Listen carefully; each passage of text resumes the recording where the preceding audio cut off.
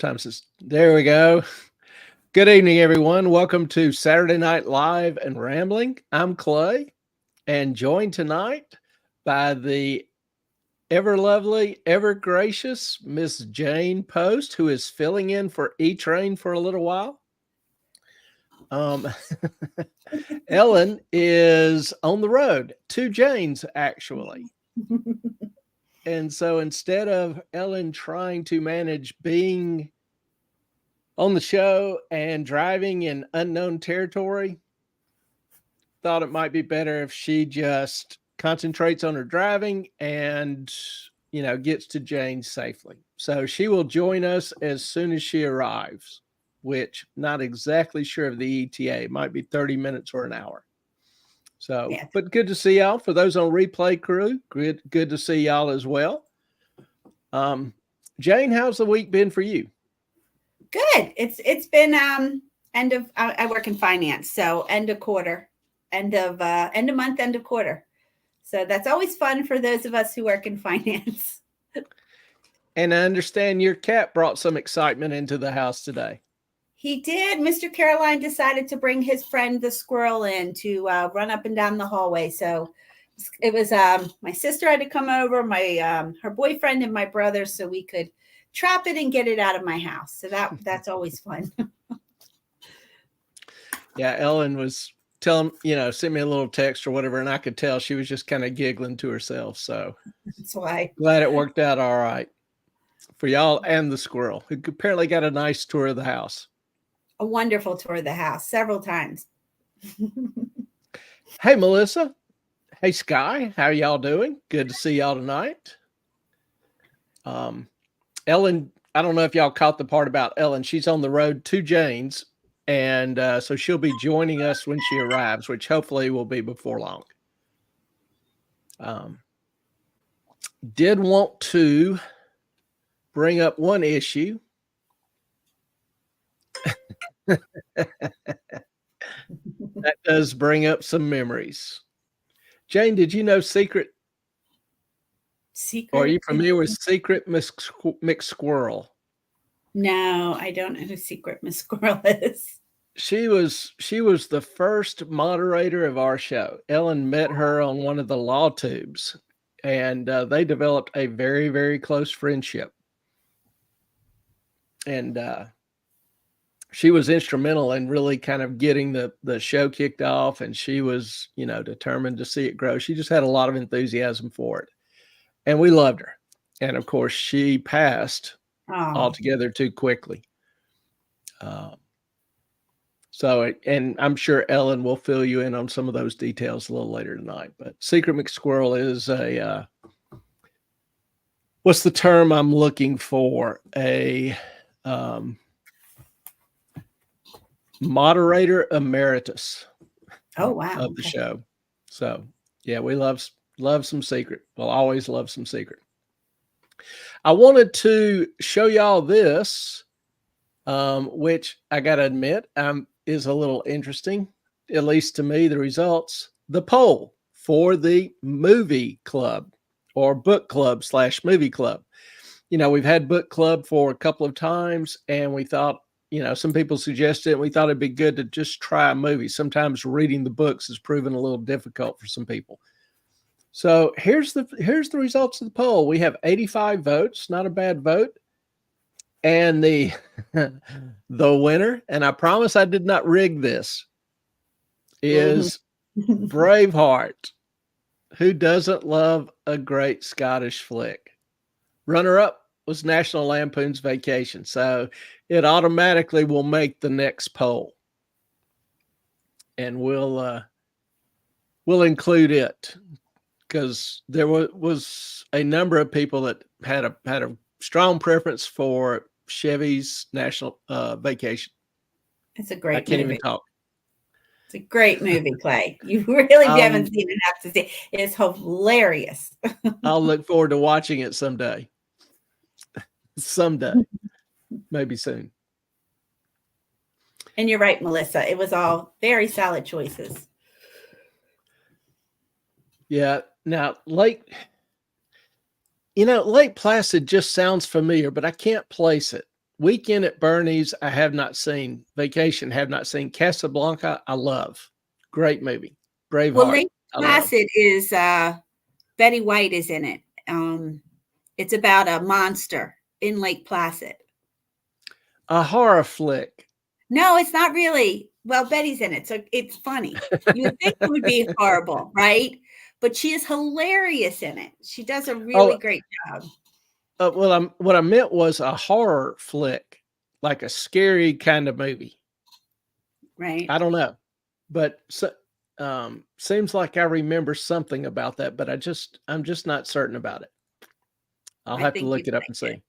She's great. But Braveheart is the winner. Now all we have to do is set a date, and what we'll do is when Ellen gets in, we'll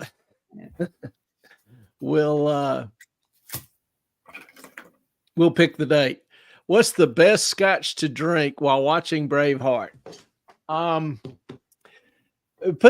used to have scotches behind me, and I still kind of thinking they were. I reached around to try to grab one, but Ellen moved them for the sign. I'm not complaining, but my favorite would be Glenlivet 18 or 21, kind of my go-to regular. It's a Speyside scotch. It's smooth. It's not sharp on the attack. It's got some little cherry, plum undertones. It's just a nice, smooth, very drinkable scotch. Good daily drinker. And that's the thing about scotches. You've got hundreds of different distilleries, and there's some very, very unique flavors or tints depending on the region. You get some very peaty or smoky scotches from the island areas, and a lot of people have a strong preference for those. They like the smoke. They like the peat. So Clay, how do they get the smoke in there? Is it a smoked barrel, or how do they get the peat?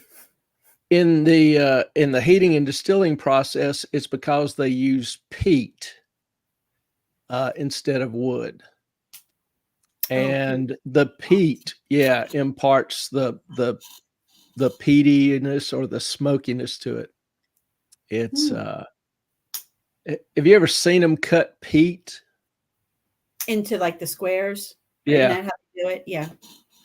Yeah, if y'all haven't seen that, it's kind of a fascinating little thing. They're just standing in a bog, but it's a solid mud bog, but they're 4, 5, 6, 7, 8 feet deep, and they're cutting 15 by 6 inch blocks out of this bog.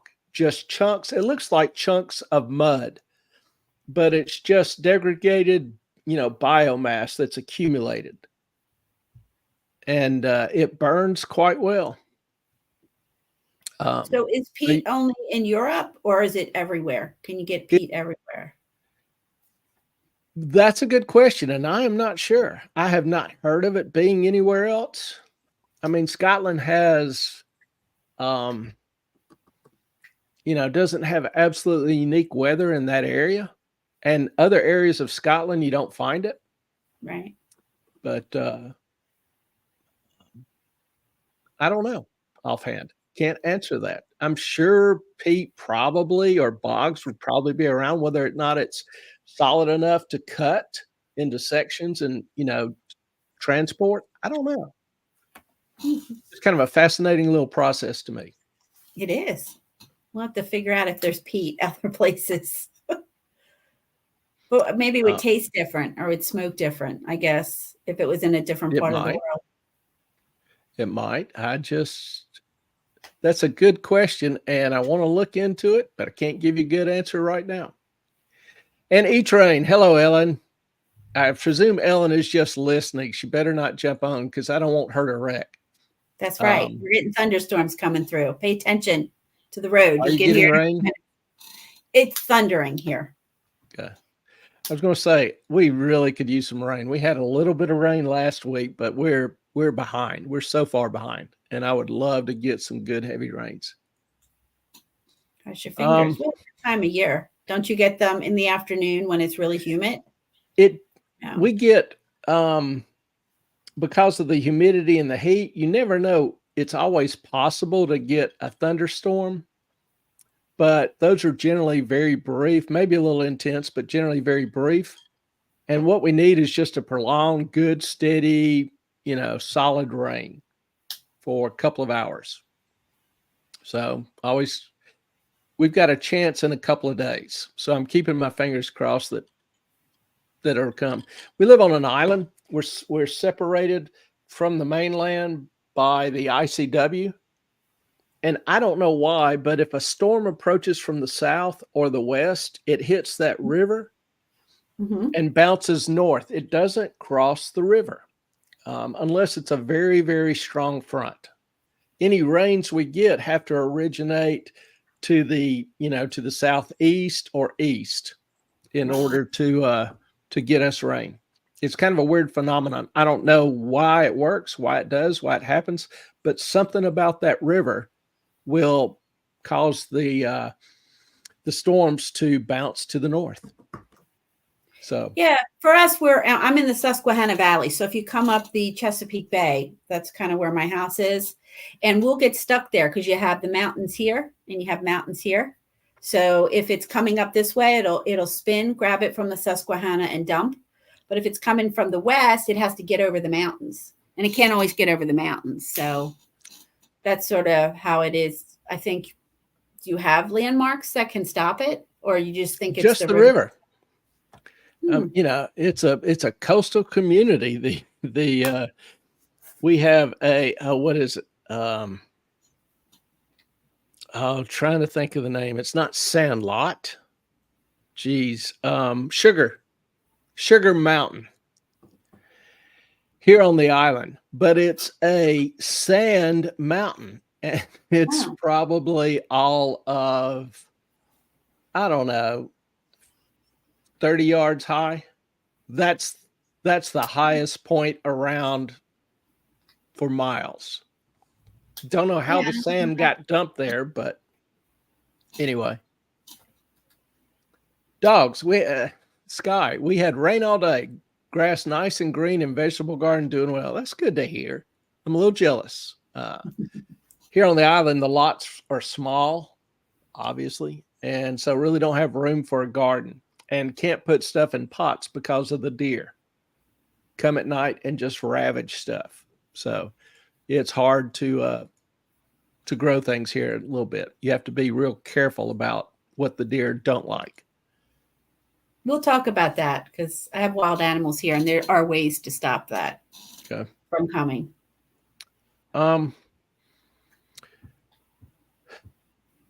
Tonight,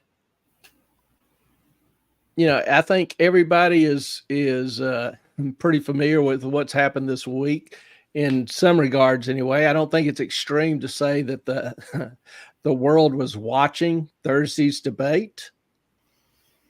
You'd have to be sequestered in a nunnery or a monastery not to know what happened, and then see all the hot takes and the memes. I'm not going to lie. Some of the memes are honestly just entertaining as hell.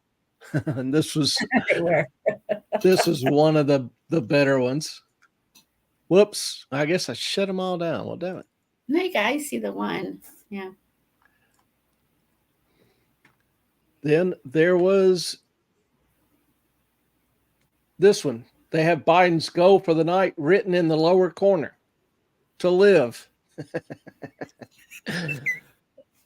I'm sorry, that just kind of made me laugh. Then there was this one. Everyone is watching this debate. Siri, why does God allow suffering?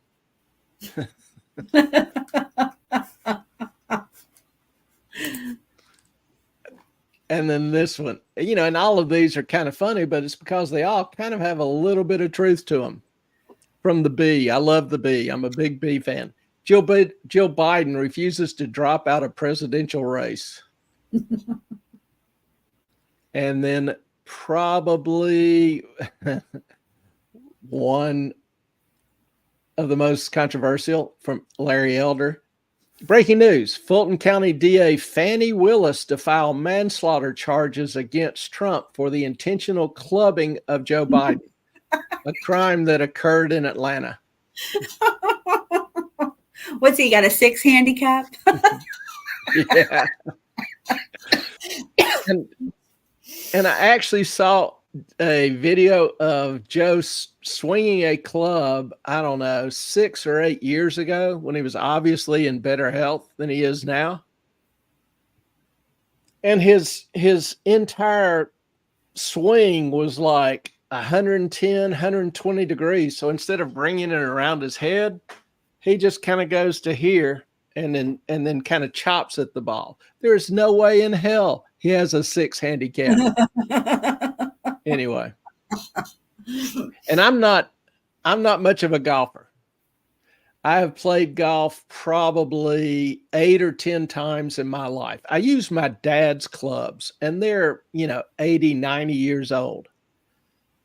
But I love them. But anyway, but what I lack in quantity, I make up for in quality, because I've played Shoal Creek, Pine Hill, Spyglass, and Pebble Beach. So I've played 4 of the top 8, 9 courses in the world. And I hit a couple balls at St. Andrews. I won't say I played on it, but nonetheless. But I enjoy it. Not watching it so much, but I'll enjoy playing it. Anyway, the debate. As one of the memes indicated, Siri, why does God allow suffering? I kind of hated watching it because, even from both sides, there were so many things that I thought they could have done better. It was kind of sometimes like a car wreck. It's bad, but you just can't stop watching it or keep from looking. So part and parcel, the reason I kept watching it was because I knew it was important, but it was also painful watching, these two go at it. And for Trump, honestly, I thought it was at best a mediocre performance. And I credit a lot of that to the format.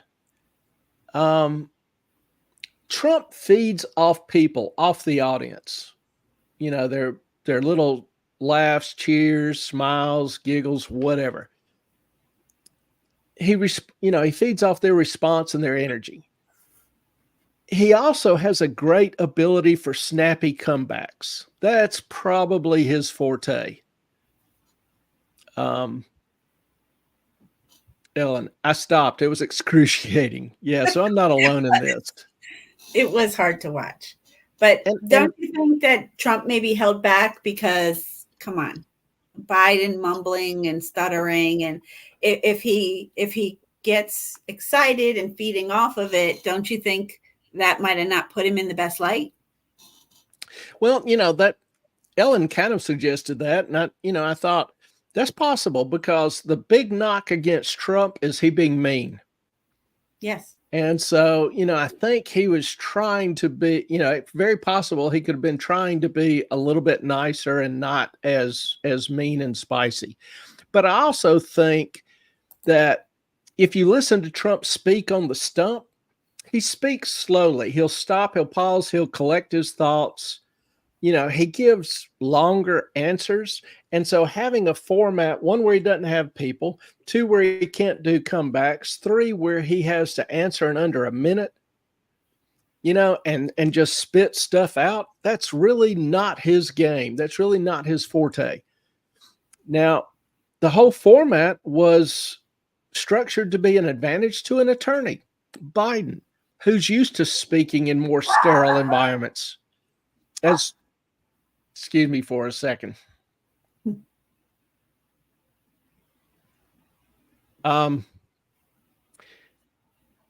Also, attorneys are used to speaking back and forth in short, direct statements.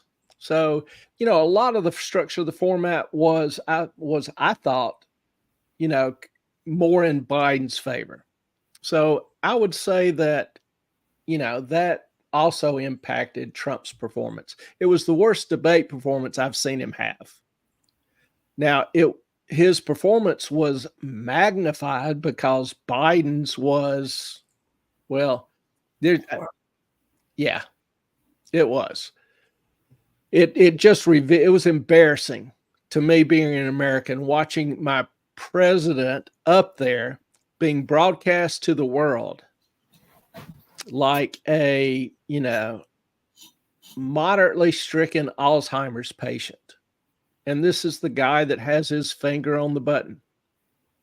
Supposedly. Did you see the next day where she was up there doing her speech and it looked like Biden was crying?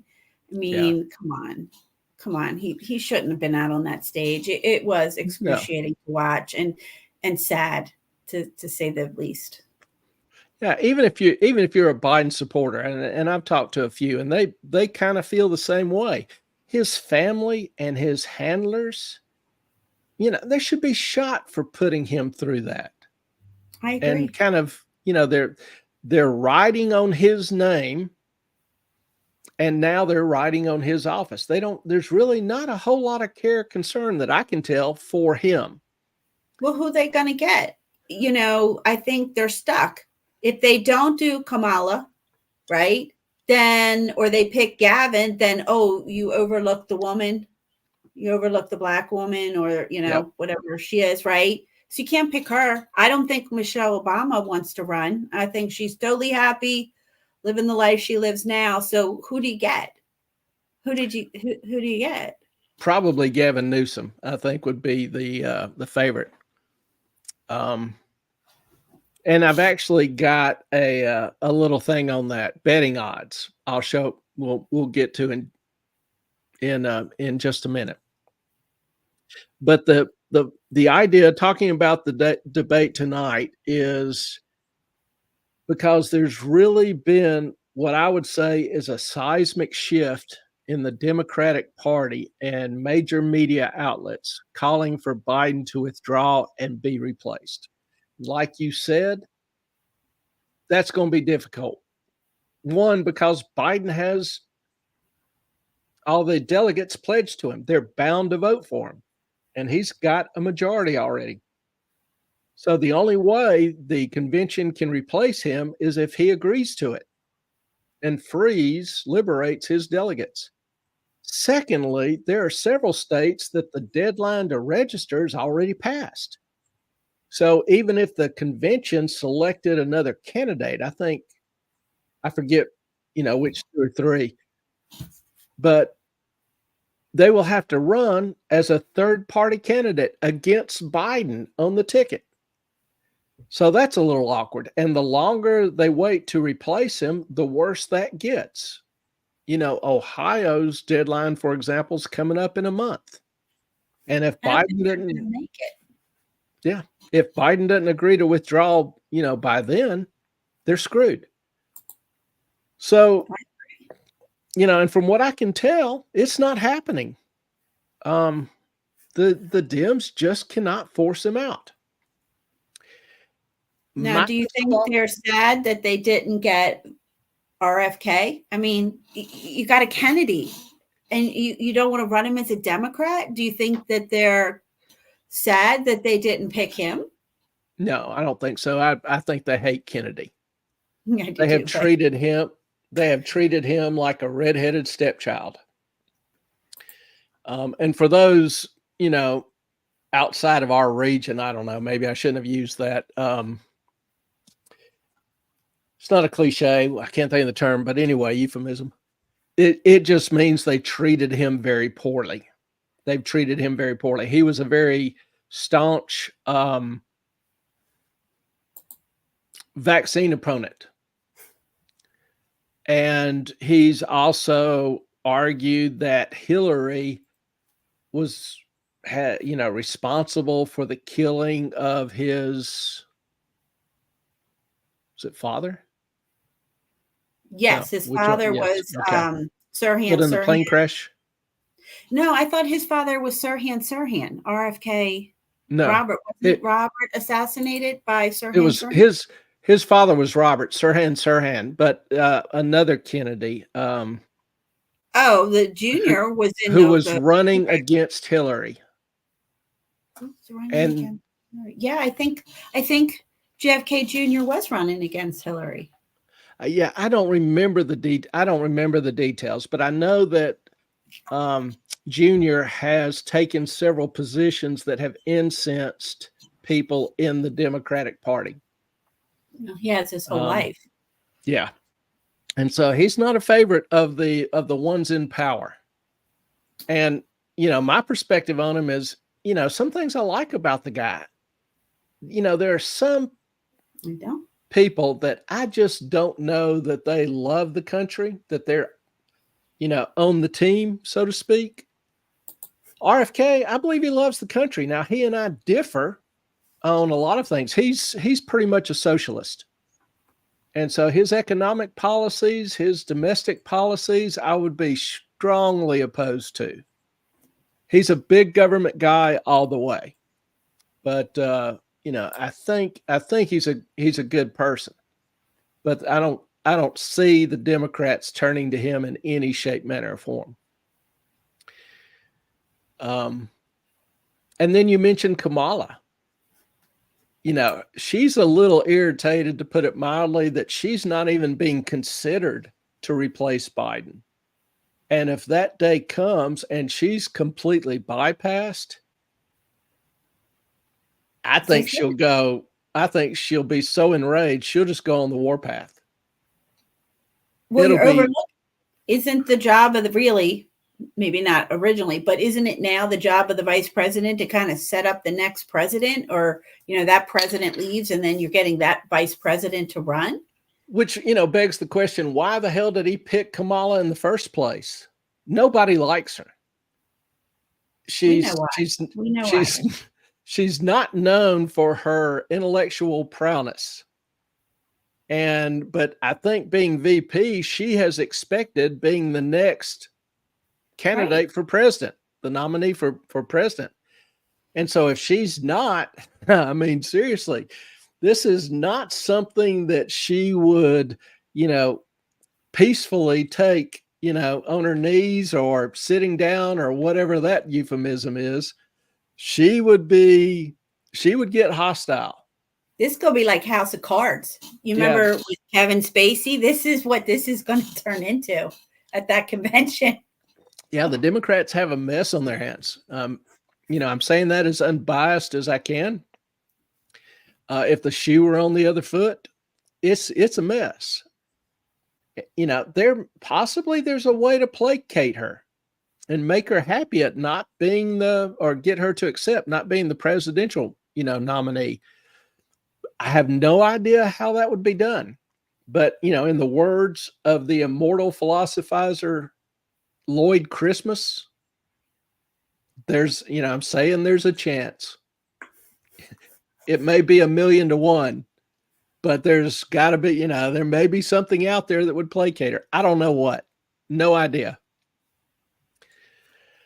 Now, as far as, the markets and all, the key to this is it's a huge change overnight in the expectations. Trump has gone from slightly down in most polls of future markets to an overwhelming favorite, which is a huge change in this country over the past 20 years. Republicans and Dems have been relatively close in the polls, but not anymore. The idea that I think is important for, and that the markets are focusing on is that there are huge policy differences between Trump and Biden. Now, a lot of people argue that there's no difference between the two parties. And honestly, sometimes, I'll agree. But there's a huge difference between individuals. And there's a huge difference between Biden and Trump. And Trump's been president. We had a taste of what he does, what he believes, what he thinks, what he'll do. And Trump had kind of an unusual track record of keeping his promises, or trying to, which is highly unusual for a president. I also believe that ideas have consequences. And I've been known to say that a few times, but I think it's vitally important. Ideas have consequences. The ideology that shapes policies, that selects bureaucrats, that hires cabinet secretaries, that appoints judges, that hires department heads, makes a difference. It can make a huge difference. And so I think investors, at least most professional ones, think the same. And I think we have a preview of the shift the market will take in yesterday's trading, in last Friday's trading. So I think that sort of answers the question. Hey, what is it? Airsick. Welcome. I think I haven't seen you in the chat before. And she's asking, what do the markets think of this? Yeah.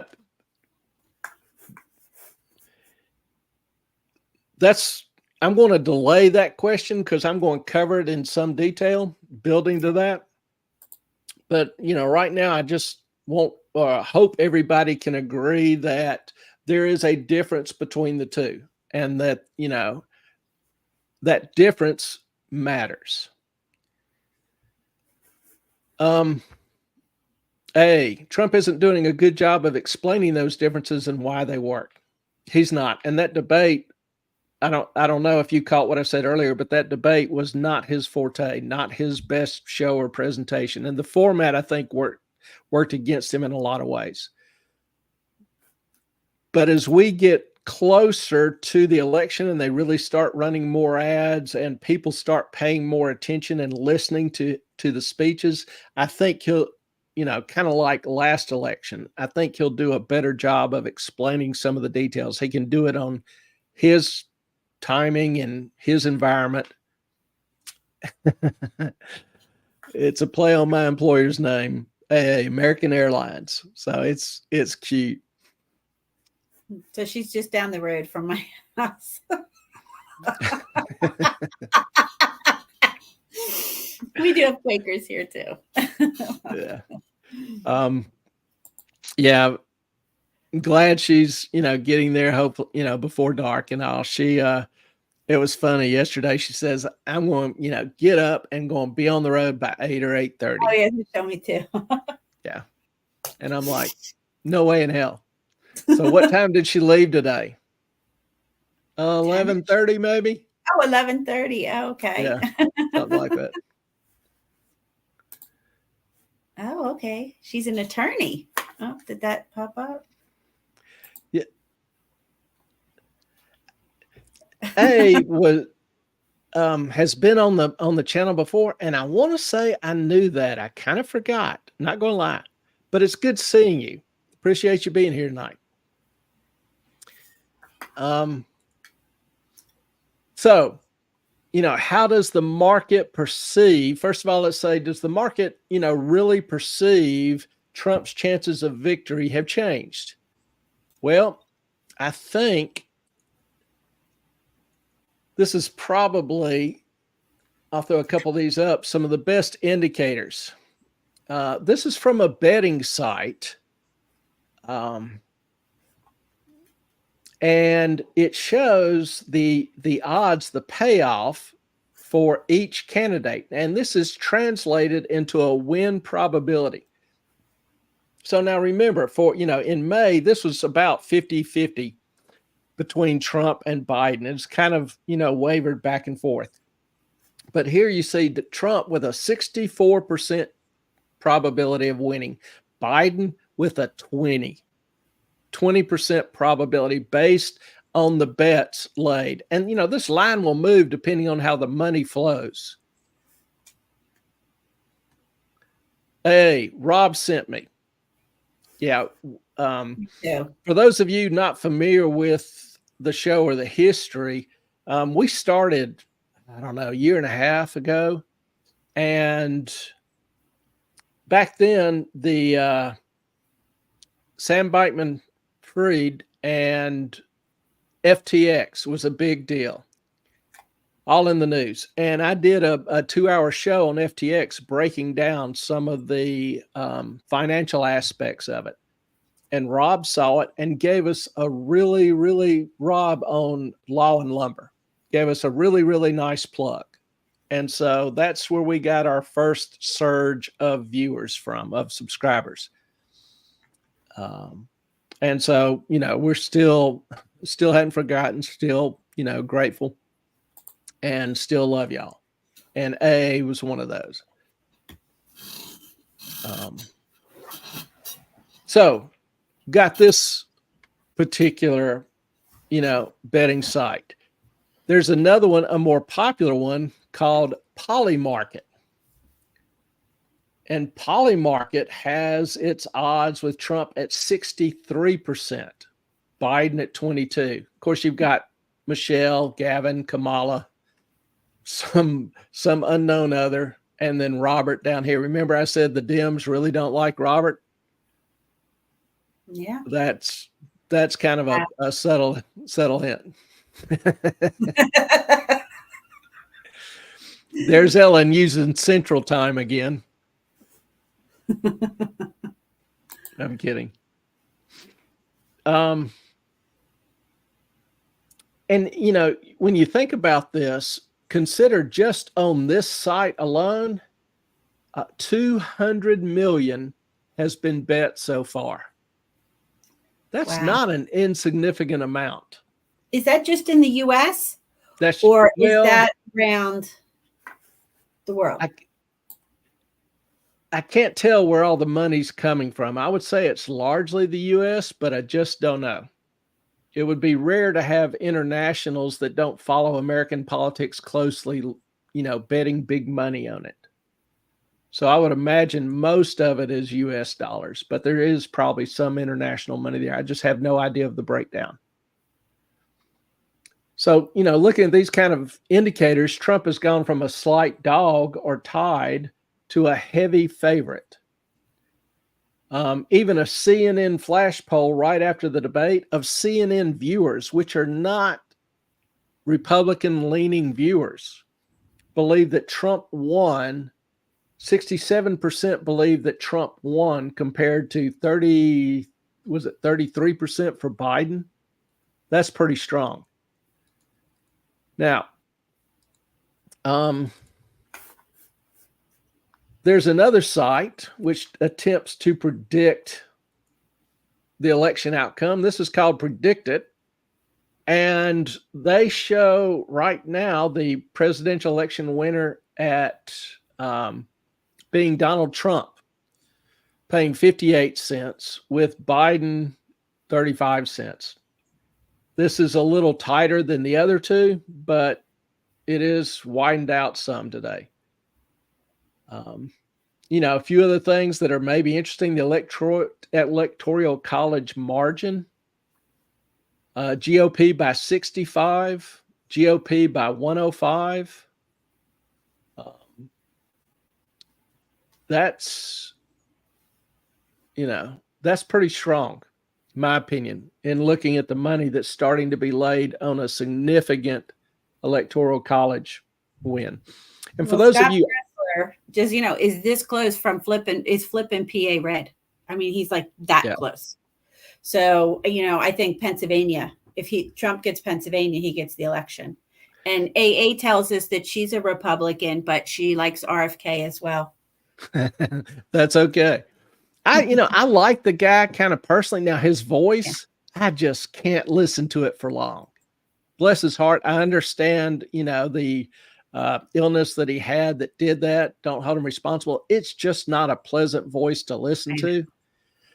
But the guy, I believe the guy's honest. And I believe he cares about this country. Now, I disagree with him wholly on his economic policies. He's pretty much a socialist, big government kind of guy, wants the government controlling every aspect. The solution to every problem is more government.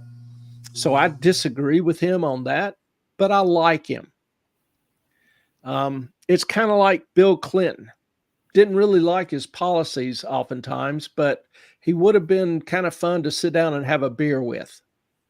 or share a scotch with. You know, personally, he was likable, he was communicative, and so RFK, I like the guy, just not quite going to vote for him.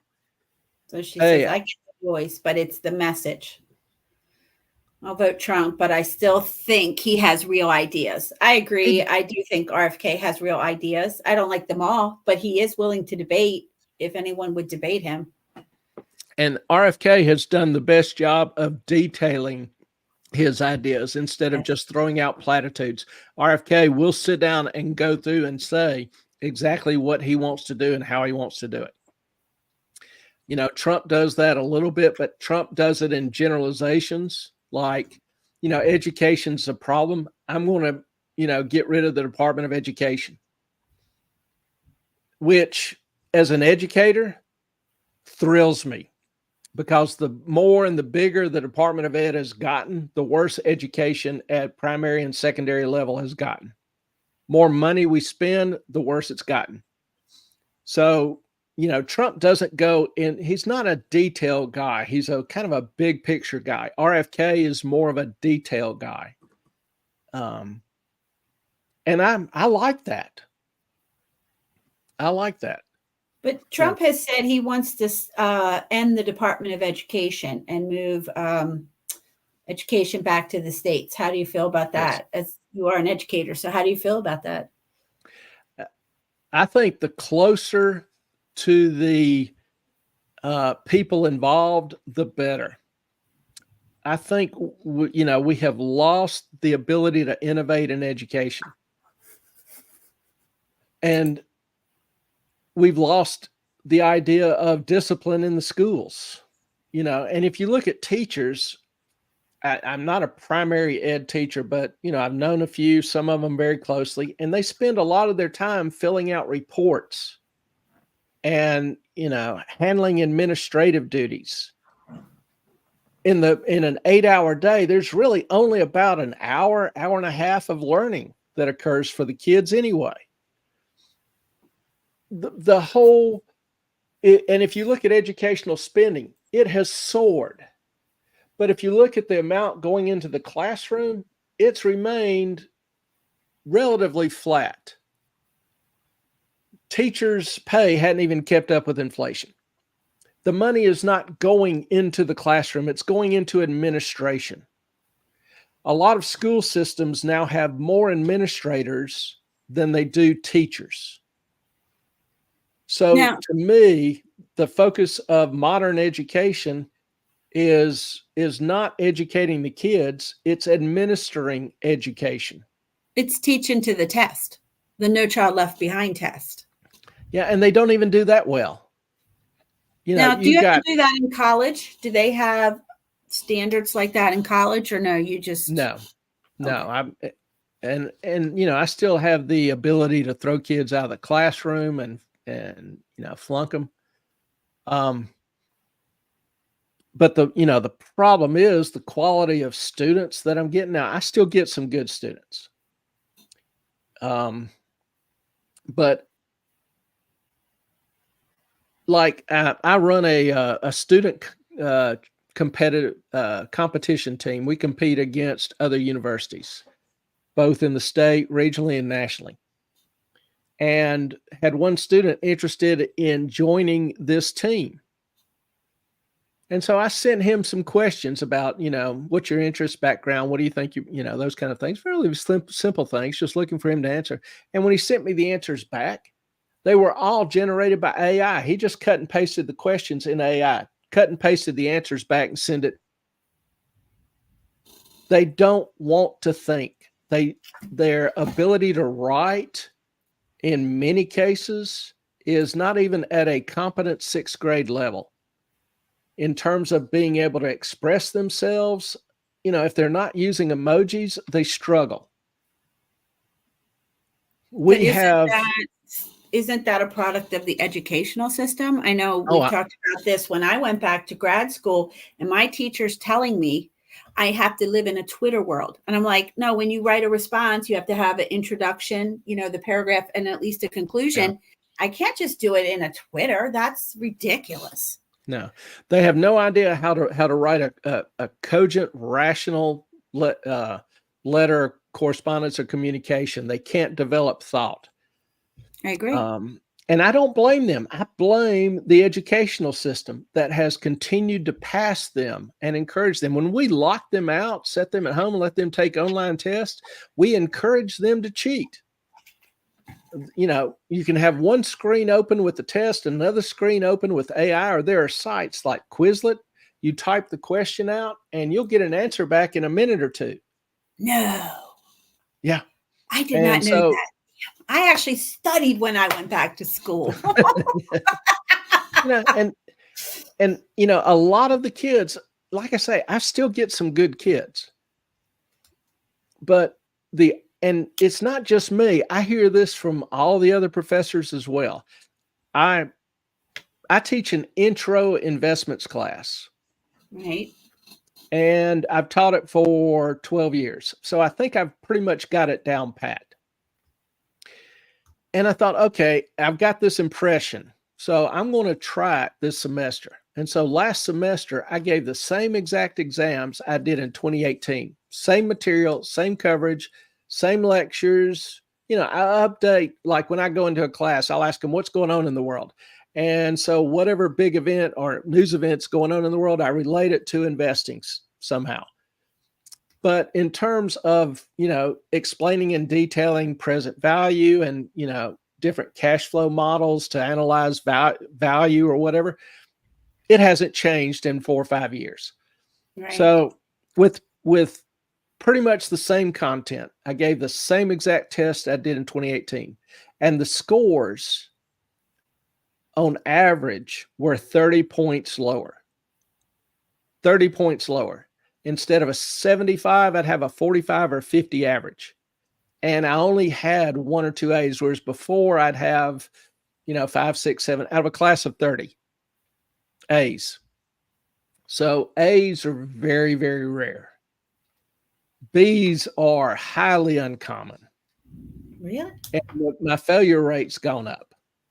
So is that why the teachers now want to curve because I studied when I went back. I'm an adult, I'm paying. So I got a 98 just studying. And the next grade was a 71. And the teacher's like, well, we have a point system. So we're just going to give you the extra points and curve it. And it was like every test. So I was like, well, why should I study if the next one is a 70 and you're going to curve everything? Is that just because the scores are so low now? They have to curve it to pass people, or half the class? A lot of them, yeah. Yep. Which only encourages them to be lazier and care less. And you pass the problems, their inability, they're not having mastered the material. You only pass that on to whoever has them next. So, you know, there's a lot to, you know, in college, universities, we used to teach, you know, higher level reasoning skills and cogent processes and critical thinking. Now we teach remedial English and math courses. That's not our role. And it's gotten to be ridiculous. AA. Go ahead. Oops, sorry. Go ahead.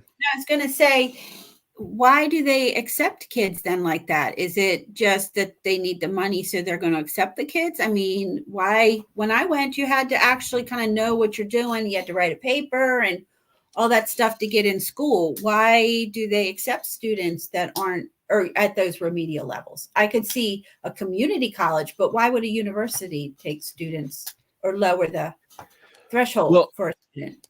Our average entering GPA is over a 4.0.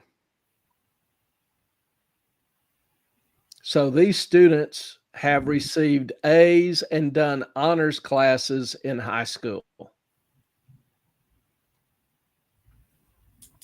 There is a GPA requirement. You have to have at least 2.8 or 3.0 to enter the School of Business. Okay. So we should get, you know, some of the better students in the university. Right. You know, students that can at least handle the load. And you know, some of them, unfortunately, I hate saying this, but it's the truth. Some of them just don't need to be in college. Had I one work. student Go ahead. had one student, he barely got a D in the course. And he texted me and, was wondering if he needed to retake the class in order to graduate. And, he was telling me some of his other grades, and he's gotten D's and C's in all of his courses. And I'm like, I hope you have a hell of a trust fund, because the next phase of your adult experience is not going to be pleasant for you. I agree. I mean, I've worked in business a long time, and just seeing the level of people coming out that can't do simple tasks. They can't tell you. They have an accounting degree and they can't tell you what's on a balance sheet. Yeah. Or they can't do simple models or simple things, and Excel can do a lot, but just not having to master just the simple things. I'm shocked too. Yeah. 5 years until I retire. So it angers me, and it's taken a lot of the fun out of the job. I don't now. I used to teach derivatives courses, fixed income derivatives courses, which is my background. And so that was an elective that very few students chose because it had a reputation of being rather difficult. Right. And it was, but because we're short of staff, we needed more intro courses. So I only had like 15 students in that course. And so I agreed not to teach it and take on another intro course where there was more demand. But so I don't teach those courses, but some of those classes were some of the best. And the students would work their ass off, but they loved it or enjoyed it. There was I remember, I don't sleep much, and I was up at 2 a.m. one night, got an email from one of the students. They were in the library before a test studying, and it's a little area of the library that they called Moffattville. And the email was a picture of them, all at the tables trying to work in these problems. And the caption she wrote was, "Dude, this shit is hard." And I thought, yeah, doing it right. And so, I get up, go buy a couple dozen donuts, some coffee, go down to the library and give them hell for a few more hours. One of the best. Yeah. I love the job. I love that. But now, even when students don't understand, they're not coming into the office. They don't know how to ask questions. Hey, great. And you get up to the final and they know some of them can't even calculate their average. They know that they're in trouble. And that's when they start getting interested, and they come to me and go, "What can I do for extra credit?" And I'm like, nothing. If I offer you something, I have to offer it to the whole class. And, I have told y'all all along that this is how the grade's calculated. This is what you've got. This is what you need to do. You haven't done it. Why should I give you an extra an extra opportunity to screw up and show me that you don't give a damn? And, I had one mom call me and said I was being rude to her child. And I'm like, college is not for everybody. They come to the interviews when the parents come to the interviews and call HR. And yes, they do it. I've seen it. But AA has a comment about, so you go ahead with the comment. You need to think about these students and how they evaluate the candidates. The threshold for expectation is related to their experience. How will lack of reasoning abilities impact their pick? Yeah, I try telling them, and I tell them that India has more honor students than we have students. And they actually are students that care about their education because they see it as a way to get out of the terrible poverty that so many of them live in. That's one problem I think with our students is they have such an easy life, even at schools. You go to a university now and you look at the dorms. We have dorms with quick marts and swimming pools and, a little sauna or something. And it's just, it's a luxury lifestyle. Well, They're I can comfortable. tell you as a judge of elections, so I can give you a totally different perspective. Most young people don't vote, or if they do, they have people that sit outside, whatever the what are they called?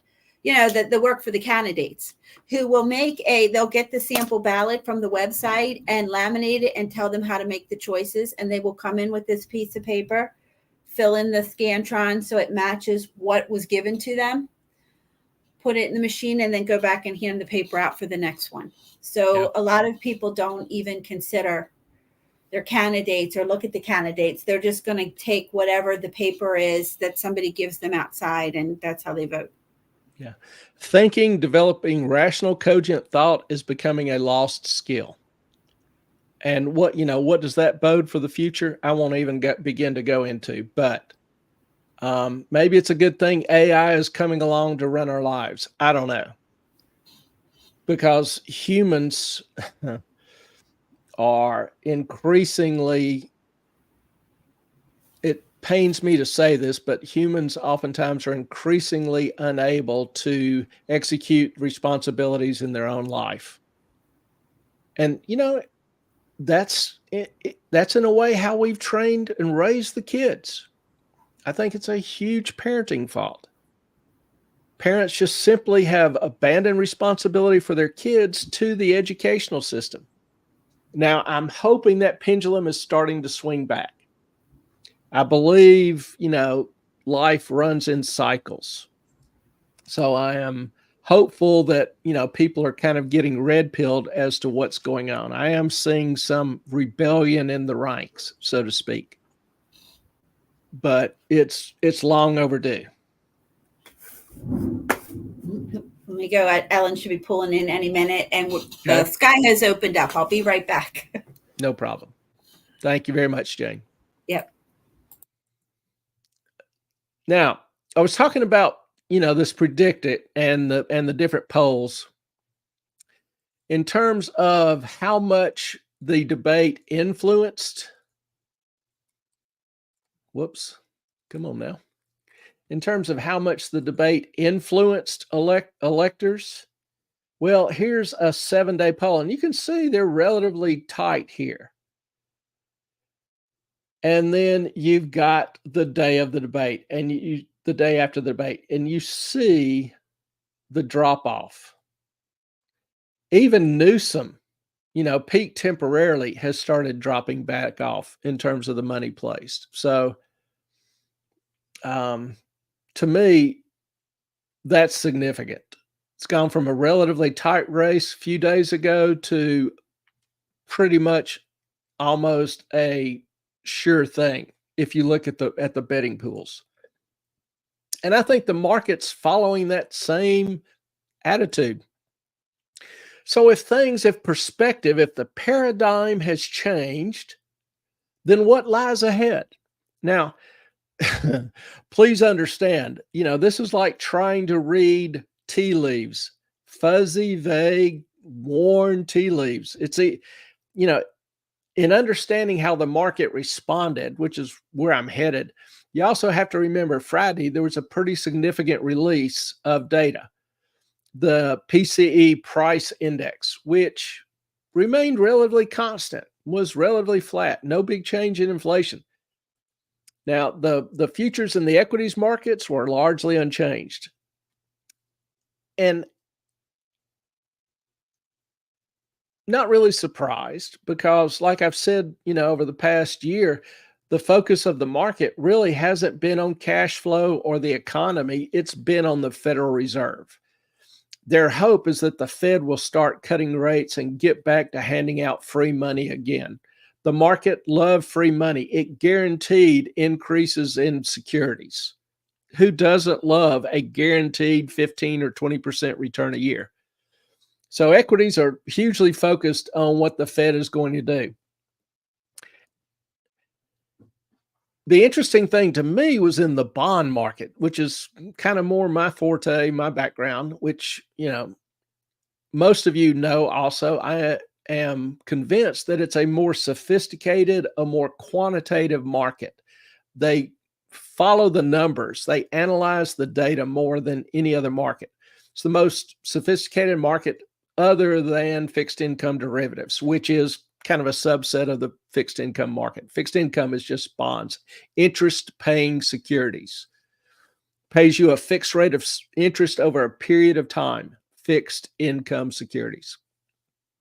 And also, please, if I say something that doesn't make sense, let me know. Ask a question, throw it up, in the comments. Because sometimes I get to talking and don't really think about necessarily all the terms that I'm using may not make sense. PCE, the calm in inflation, okay, no real change, should have encouraged a belief in the bond market, fixed income markets, that rates were more likely than not to get cut at the end of the year. But on Friday, the 10-year rate and the 1-year Treasury, 10-year Treasury, the 1-year Treasury bonds jumped 11 basis points Friday. Now, that may not seem like a whole lot. A basis point is 1% of 1%. You've got 100 basis points in 1%. But if you hung around fixed income for long, you would know that a movement of that degree was pretty significant. It's a hell of a jump.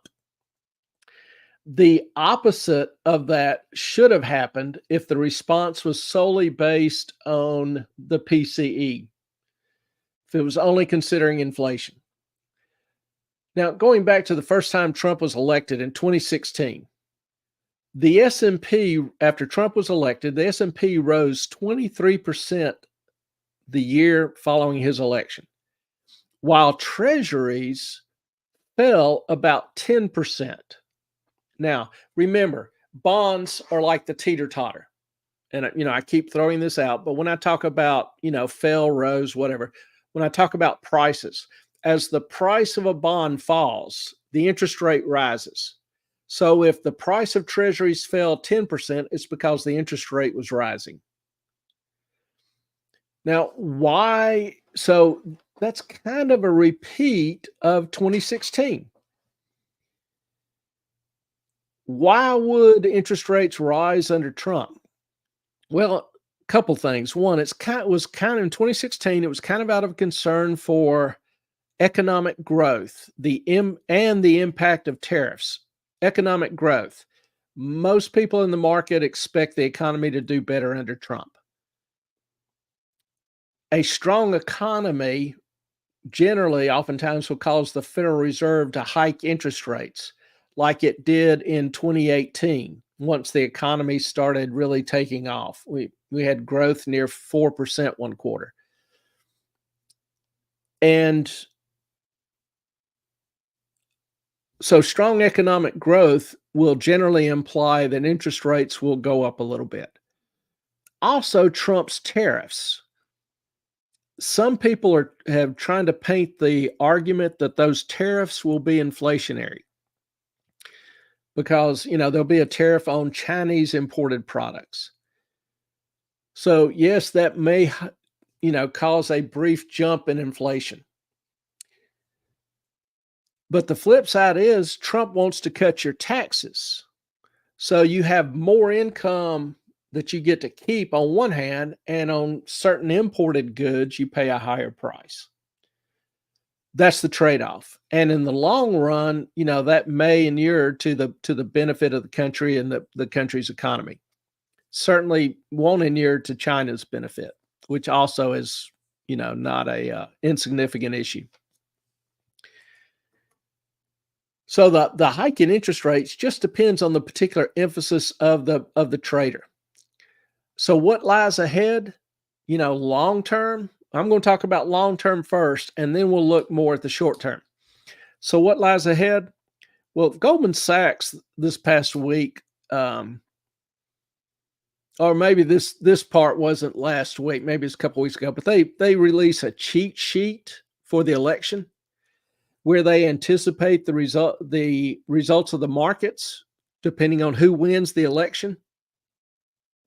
And what they came up with was, if the Republicans sweep both the presidency and the Congress, then they expect a modest equity rally, higher yields, and a stronger dollar.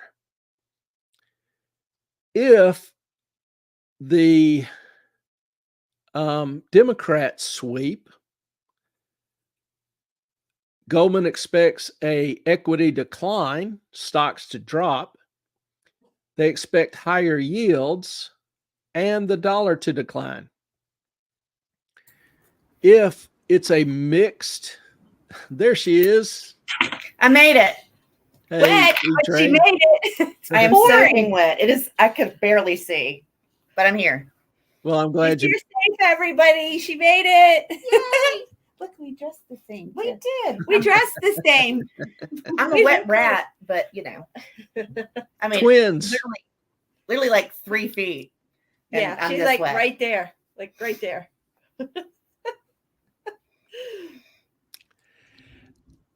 So, Goldman's predictions: if Trump wins, but Democrats keep the Congress or it's divided, they expect stocks to decline, slightly higher yields, and dollar strength. So, and if Biden wins and leads a divided government, then you've got flat equities, lower yields, dollar weakness. So with Trump, the anticipation generally is that the stock market will be higher. Interest rates may be slightly higher, at least for the first year. And the dollar will strengthen. Because remember, Biden's chief economic advisor, and we talked about this a couple of weeks ago. What's his name? I'm going to have to look it up here. Can't remember his name, and that's ridiculous. Can't spell. That's ridiculous. I missed all the fun stuff. Bernstein. Sorry, we're not done yet. Yeah. Bernstein thinks the dollar should not be the reserve currency. And we talked about the dollar being the reserve currency and what advantages it offers this country repeatedly. Well, Bernstein thinks it should no longer be the reserve currency. And so they've actually been working to try to get the dollar replaced as the reserve currency. Well, Trump's a strong, stable dollar proponent. So you would have very different results. So the stronger dollar is probably the most significant impact of Republican victory. Weaker dollar is the most significant impact of the Democratic victory. Notably, the dollar did rise Friday. It actually jumped as soon, this is kind of funny, but the dollar actually jumped as soon as Biden started talking. Why do I believe that? It's not shocking. That was just an embarrassment for our country. I'm sorry, but I mean, it hurt my feelings as an American. It was shameful. Yeah, if you remember, his first answer was not impressive, and it didn't get any better for the rest of the night. So the dollar actually jumped as soon as Biden started talking. Now, this is translating, and the dollar has gained some strength recently, which, kind of seemingly undermines my argument that this administration wants a weaker dollar and has, pretty much done everything it can to try to secure it. But when you look at that relationship of the dollar to other currencies, it's not just a one-sided affair. There are things going on in the other country. So, particularly against the Mexican peso, the Canadian dollar, the Japanese yen. Japanese yen has just absolutely crashed. The euro, they all are dropping against the greenback. Chinese equity markets are dropping hard as investors hedge against a more restrictive trade policy. So, yeah, the dollar has strengthened recently, but what's the reason behind it? Is it because the U.S. isn't trying to weaken the dollar, or is it because these other countries suck even worse than we do? I don't think, well, I mean, we talked about this before too. I don't think it's possible for them to suck more than we do when we sell our debt to other countries and they're kind of, beholden to us as we are the reserve currency. And then, we just decide we want to take it all away from them and we cut them off. I mean, it's not a great deal for them. No, they have risk, but as a temporary haven against some of the crises going on in some of these other countries, we'll talk about it a little later, but France may be looking at defaulting on their bonds. Like I say, we'll talk about some of this later, which would have, huge repercussions for the euro. But I think it's safe to say. Argentina. Yeah, what about Argentina? What about Argentina? Argentina has not been doing horrible lately. They've still got some issues, but they actually have balanced. He balanced their budget in like 2 months, and they had a huge deficit. Yeah, they just kind of handled it. Yeah. Now, that's got some repercussions because a lot of people lost their jobs. And, that's going to have some issues long term. He's not out of the woods yet, but he's off to a hell of a lot better start than most anybody thought he would be in terms of the economic impacts on the country. Inflation has dropped way down, because the government's not spending pumping the economy full of money. He's cut off a bunch of this crap. So, there's still some obstacles ahead for him, some significant obstacles ahead for him. But so far, yeah, tremendous job. Now, so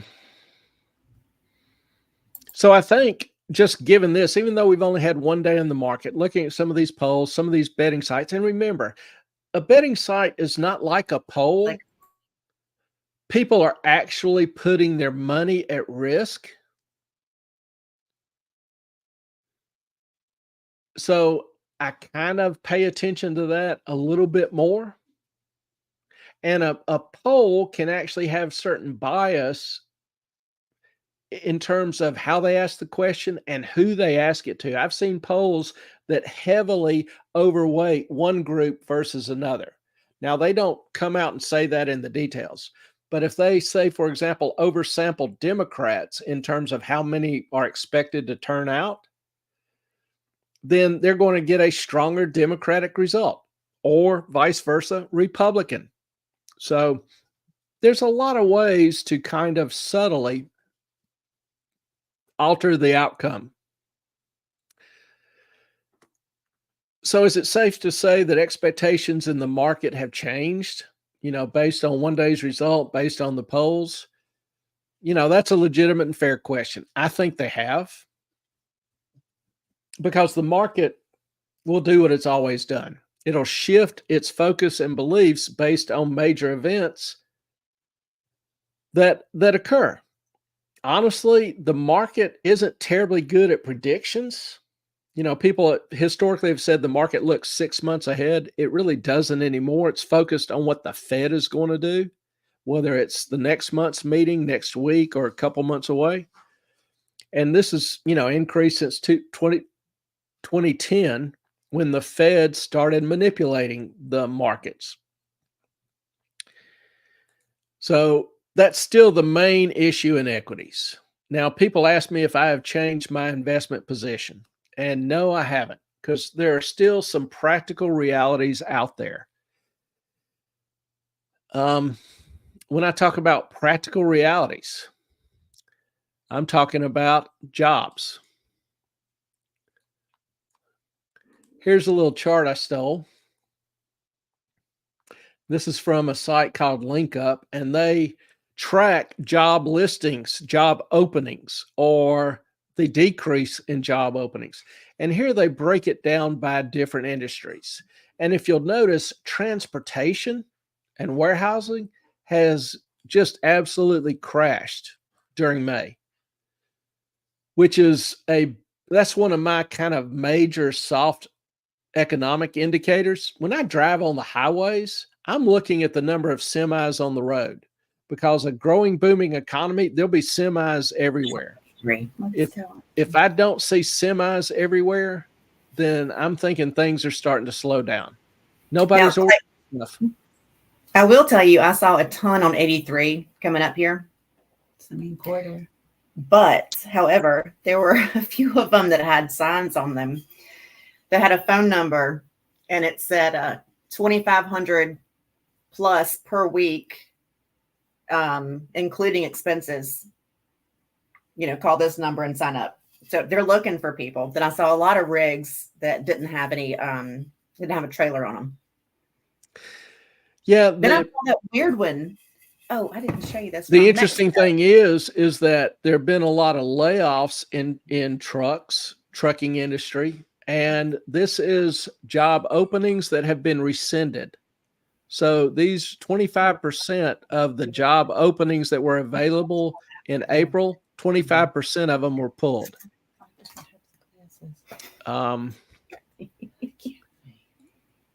Here is one that some people may find interesting. This is from the same site, and it's their top 10,000 employers in the U.S., the number of job openings. And as you can tell, the number of openings is steadily declining over the past year.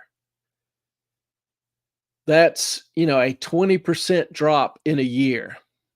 That's not devastating, but it's not good. And if you'll notice, it's starting to accelerate. The last few months, it's starting to accelerate. So those are some practical realities. And even if I go back to the other one, if you look at the industries here that are hiring, for example, retail. Well,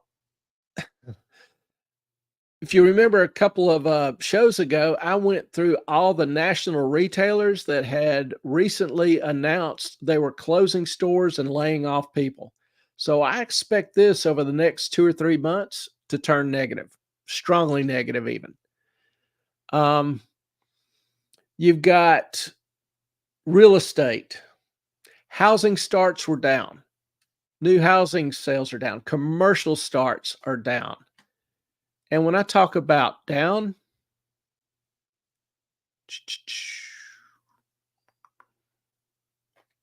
well, I thought I had one on that, but apparently didn't say.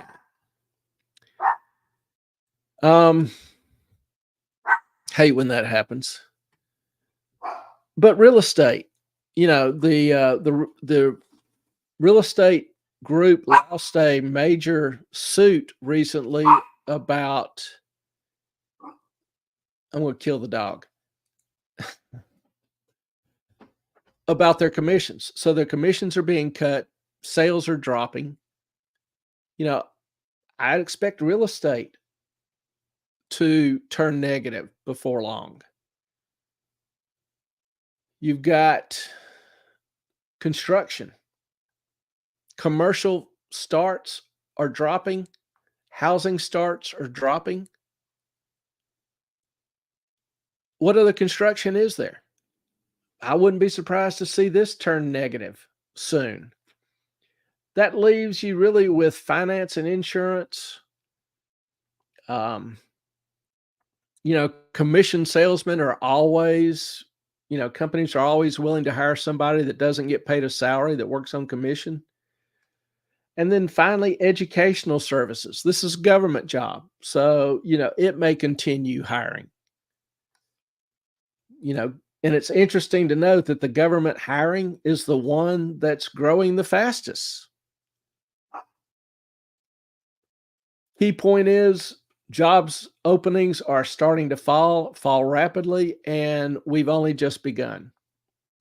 Even if I look at macro aggregates, This is an index that Bloomberg does called their Economic Surprise Index. And if you'll notice, this index has reached its lowest point since 2016, when Obama, this is 2016, when Obama was taking heat for the poor economic performance. Remember, he started talking about the new normal. 1% GDP growth was the new normal. And, you know, when talking about Trump and what would he do for the economy, did he have a magic wand? So, you know, things, practical realities as I define them. A few other things. Saw where Moody's predicted 24%. Listen to this carefully. Moody's predicted 24% of office vacancies. 24% of office towers will be vacant by 2016. That's not a vacancy rate for the towers. That's totally vacant. 24% of all office towers will be completely vacant by 2016. Let's forget we have a 5-second line. Clay, Yes. there's apparently a problem What's the problem? with Sky Ricky. Ellen, you should have sent me the dogs. I would have had fun with them, and they would. I think I have her address. I will box them up and ship them out tomorrow. That's strike 2 for the dogs.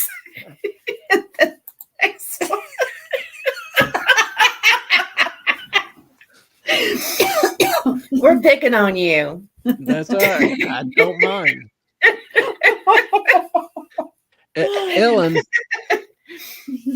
Ellen has 2 dogs that are relatively high maintenance, relatively demanding in terms of their need for attention.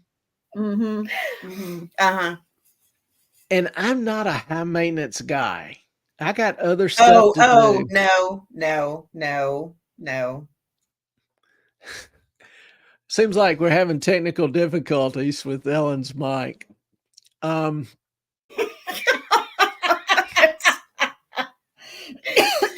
Not true. You are very high maintenance. No. Yeah. Disagree strongly. But Just anyway. not in the ways that you believe high maintenance applies to. Mm-hmm. So back to the conversation. Back to the Has a conversation. comment about available for illegals and homeless business spaces. Vacant. Yeah, the only question. Well, we know who will be paying for the rent. Oh, of course. Yeah, So- of course. The government. Yeah. You mean you and me? Yeah. Taxpayers. Yeah. I don't And, pay Sky enough said in she'll taxes pick 'em as up. it is now. And Sky said she'll pick them up, no problem. Come on down. How He far would is put it them from in a box. Canada? You He could would probably put them in get a here. box and put a You could tiny probably hole get here in in 3 days. it. Honey puppy Um, passports.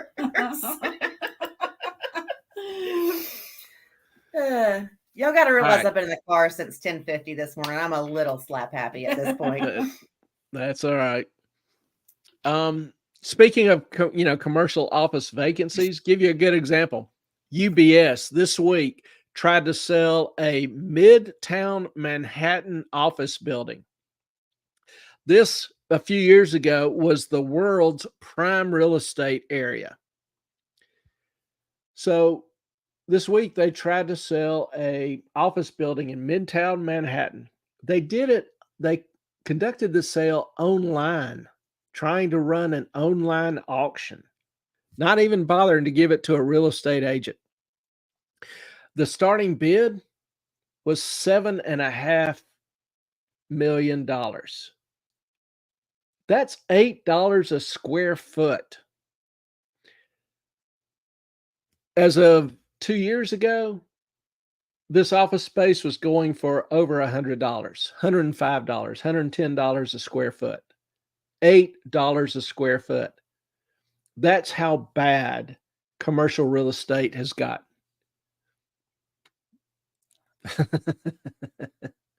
Hopefully Clay is not slap happy when they bark. You know, that's the thing. There's so little. If I did, I feel guilty. I mean, he did kick Tallulah into the rose bush one time. Accidentally. I was standing on the steps and started to, I was just looking around and started to go down the next step. I didn't know it, but Tallulah had moved right in front of my foot, and I just literally lifted her up and dropped her down in the middle of the rose bush. And she was just looking at me so pitiful. Like, I can't move. I cannot move. She couldn't. She had thorns in her. She was like, what do I do? I felt guilty about that for I don't know how long. At least a month. At least a month. I was nice to her for a whole month. Yes, you were. Oh my God, he was like, he would give her anything she wanted. Because he was like, I didn't mean to. Mm-hmm. And he was like, you want chocolate? You can have chocolate. You want like beef? You can have beef. Whatever you want. Clay is probably so lonely he is cuddling with them all night. Ellen knows that one. He is. Bullshit. Because they have to sleep with one of us, and now he's the only one there. So they're cuddling him. Yeah, they surround. They won't get on the same side, so they're right up next to you. You can't move or roll. You ever try to sleep all night not moving a bit? Yes. I have cat. Yeah. Uh-huh. Yeah. I have about this much space on the bed. So yeah. Mm-hmm. Yeah, I get one on each side. It's just irritating. Anyway. I'm sorry. I still love that name. I keep derailing the conversation. Yeah, since Carson's not here, Ellen has stepped up to the plate. Yep, it's my job. But those properties are zoned office, so you buy it, you face the obstacle of rezoning if you want to go that way. Most see office space as dead needs to move to residential. I think a lot of the office space, people are going to try to turn to residential. Only problem is that's a huge cost because they don't have the plumbing in place. They don't have the electrical in place. They're set up to put up very thin walls or cubicles and to convert that to soundproofed, fireproofed, with conduit and all the plumbing, not to mention being able to change the air conditioning from, controlling several floors at once to individual units. It's just a huge and massive cost. So, I don't know whether some of them will try some community living conversions. I don't know. I do think people would like to try to convert them to residential, but and the thing is though, residential in Midtown Manhattan, how would that go over? Particularly if it's not luxury apartments. I don't know. The cost is easier than empty space. Yeah, I mean, these places are practically giving away these buildings just so they don't have to pay the taxes on them. It's absolutely stupid. So what else is going on in the economy? Some of this reality, practical realities that I talk about. Bank deposits are still dropping on an unadjusted, non-seasonal basis. Now, if you look at the seasonal numbers, they show bank deposits increasing. But the reality is bank deposits, the outflow has slowed down greatly, kind of leveled off, maybe even net increased a little bit. But the key is the hot money is gone, likely not coming back. What's left is the Ma and Pa money, which is slower to respond. Clay, what's hot money? Hot money is money that is usually bigger, more sophisticated investors that will move it around to secure the higher yield. So if this bank's not paying the higher yield, they'll move it to another bank or to a money market fund, which is what most of them have done. or even to a short-term treasury bond. And is that in millions? So they might move 10 That would be in million? millions. Yeah. Okay. Yeah, it's generally larger accounts with professional, management, like a CFO who's in charge of the cash management. He's got a good relationship with the bank, et cetera. He's had money there on deposit to handle their cash management. But when he's losing, 400 or 500 basis points a year in interest on $10-20 million, that's some real money. Right. So he really doesn't have a choice. He, takes out whatever he can, moves it to a money market, and then will manage his cash from there. Drop it back down to the checking account, to the bank account to cover checks or whatever. Thank you. So making the most out of his money. Do what? Making the most out of his money. Yep. Yeah. Because 5% on $1 million is $50,000 a year. 10 million is 500,000 a year. 20 million, it's $1 million a year. So, you start talking about real money that they're giving up if they keep it in the 0.02% account at the bank. Foreign deposits are continuing to flow into the country as most of the rest of the world sucks, worse than we do and has lower rates than we do. Looking at the stock market, it's been pretty choppy lately. Not a whole lot exciting going on there, which is rarely a good sign. After it's had a good rise, once it starts turning choppy, that's normally not a good sign. And more telling is I've even seen some other analysts changing their thoughts. Here is, well, if I can get my computer to work. Here's an example of one. This analyst now is saying that stocks will fall 30% as the U.S. economy heads for a painful recession. Interesting change in the headlines. You hadn't seen much of that lately, unless you've been watching my channel. This particular analyst in the article is estimating that the market, the S&P 500, will fall to about 3,700, 3,750. Right now, it's about 5,460. And that the forward PE, the price to earnings ratio, earnings is net income. So you take that that net income, divide it by the number of shares, stock shares, and you take that and divide it into the price. So how much are you paying for each dollar of earnings? That's called the PE ratio. Well, the PE ratio, he estimates, will drop to 16. And earnings will drop by 10%, both of which are relatively conservative for a recession or, significant recession. If you look at analysts overall, Bloomberg, which I know most of you probably don't have, Bloomberg's kind of a cool data tool. It's got everything. And here is a printout of the major analyst that they track, the particular analyst. And if you go through these, if you've been following the markets for long, you'll probably be familiar with some of these names. And then here is their 24 target price, where they think the S&P 500 will be by the end of the year. Right now, remember, I said it's at 5,460. So looking at, Cantor Fitzgerald, 5,000, 6,000 here at Evercore. You go down 4,250. Berzine, it's had a pretty decent record. 4,750.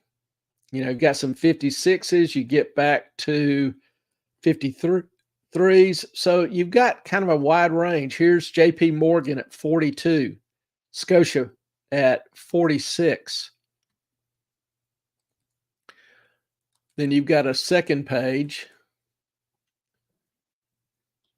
where Berzine has lowered his 25 target price to 37.50. So he's expecting a pretty ugly 2025. Remember, 24, he was at 4,500. Goldman has withdrawn theirs.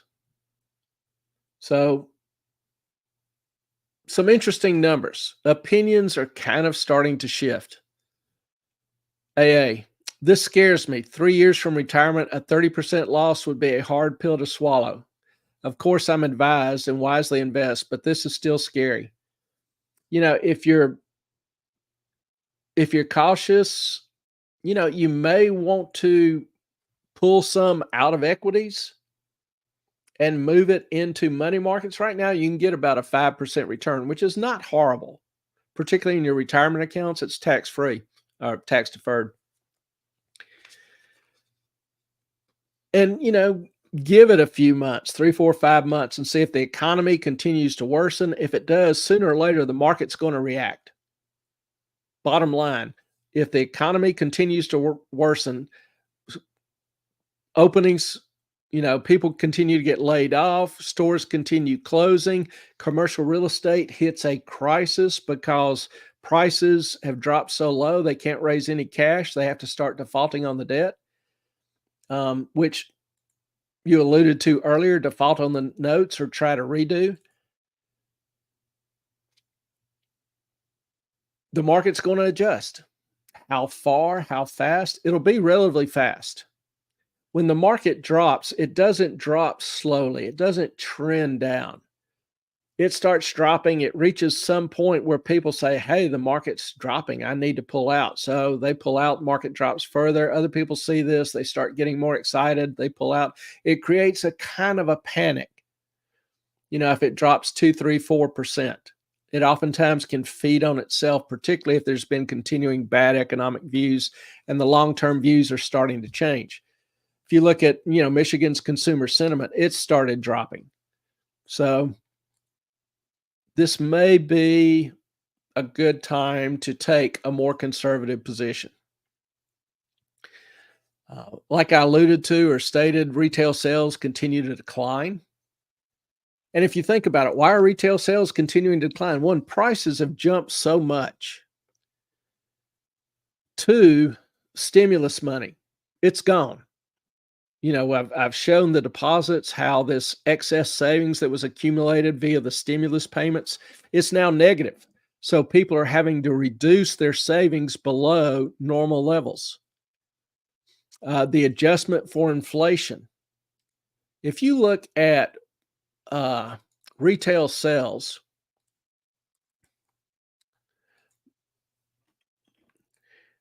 it shows retail sales have started to drop this year and this is real retail sales. So this is adjusted for inflation, supposedly.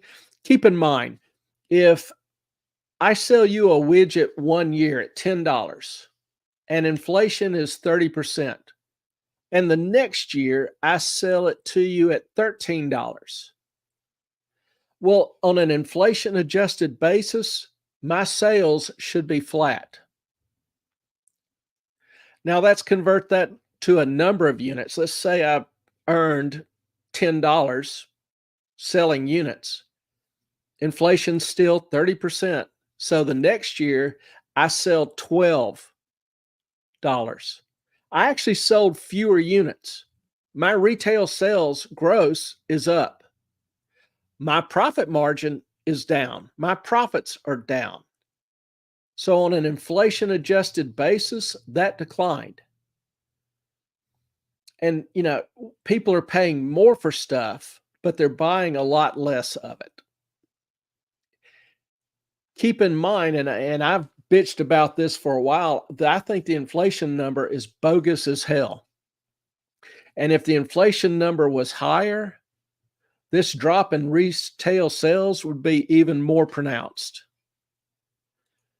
You know, how do we know, you know, retail's bad? Well, this week, Walgreens was the latest example. It got it shocked the markets with low earnings and sales. Walmart even said the consumers are vaporizing. It announced as a result that it was going to close 25% of its stores in response. For Walgreens alone, this is about 2,150 stores. That's about 60,000 employees that are going to lose their jobs shortly. The stock fell from $16.20 to about $12 this week, somewhere around 26%. But, inflation is hammering people. Now, I saw this video. Some of you may have seen it.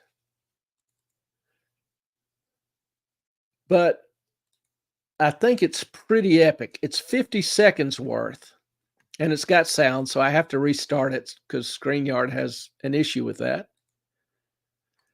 But I want you to watch this, and I think you'll find it interesting. Remember, this guy is talking about the cost of food at Walmart. And according to your beloved government, food inflation has been about 22% over the last 3 years. So let's take a few seconds and watch this. I feel like I'm gonna be sick. I just looked through my Walmart history, and I found this Walmart order from 2 years ago for the whole month worth of groceries. 45 items cost $126. A whole month of groceries just for me, basically. But I did notice this reorder all button, and I wanted to see how much it would cost now. Now, this order of 45 items for 1 month would have cost $414. That is 4 times more. How the fuck? How? What?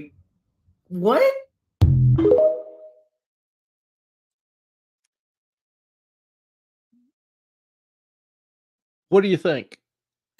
I don't know if any of you, buy groceries like that from Walmart, but if you can find an order that you did a year, 2 years, 3 years ago, and go back and hit that reorder all, I would love to see, of those results.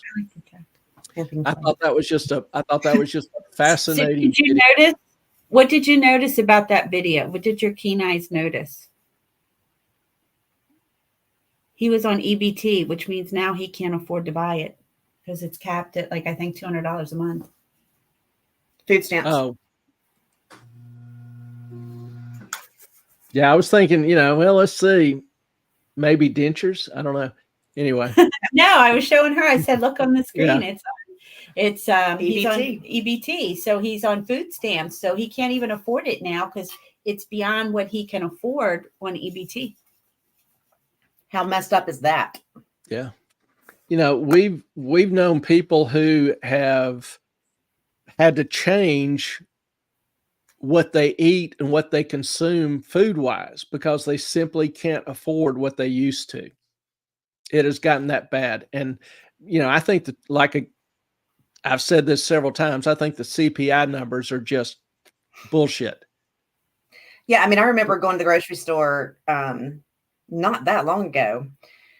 A woman, she was probably in her 60s, 70s, and she was, going in to buy eggs, and she looked at them and she looked at the price, and she was like, yeah, I can't afford that, and put them back. I'm like, it's eggs. It is like a staple. The chickens in your yard. I heard that. I said, put the chickens in the yard. Yeah, I know, right? You can sell them for $9 a dozen. Yeah. Make some money. But it was crazy. I mean, it was like $35 for 2 dozen eggs. Oh my Lord. Yeah, I think it's like $3 or something. I get mine from a farmer. So, wow. Sometimes it's nice to live near the Amish, isn't it? Right there. Yep. But I don't get them from the Amish. I get them from my ex-brother-in-law who has heirloom chickens. So chickens are so cute. I have them for you. I love chickens. Hey, canary in the coal mine. several of these things are canaries in the coal mine. Like I say, there's no one indicator that I use. Consistent trends starting to develop that are problematic. I can't ignore that. It doesn't give me a perfect crystal ball, but it's been pretty good to me down through the years. And, it's how I evaluate in terms of my investment placement. Now, we talked about Goldman a little earlier. Well, one of their gurus, Rubner, warned this week that bulls should start trimming their exposure after the 4th of July. He stated, quote unquote, that the market is in the last leg of a melt up. And a melt up is kind of the opposite of a meltdown when people are panicking to sell, driving the market lower and lower.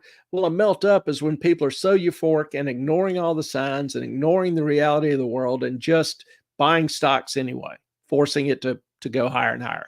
Reality just isn't an issue. And when the market quits paying attention to reality, to me, that's a red flag. He listed a dozen reasons in his paper. Some of them were technical, so I won't go over it all.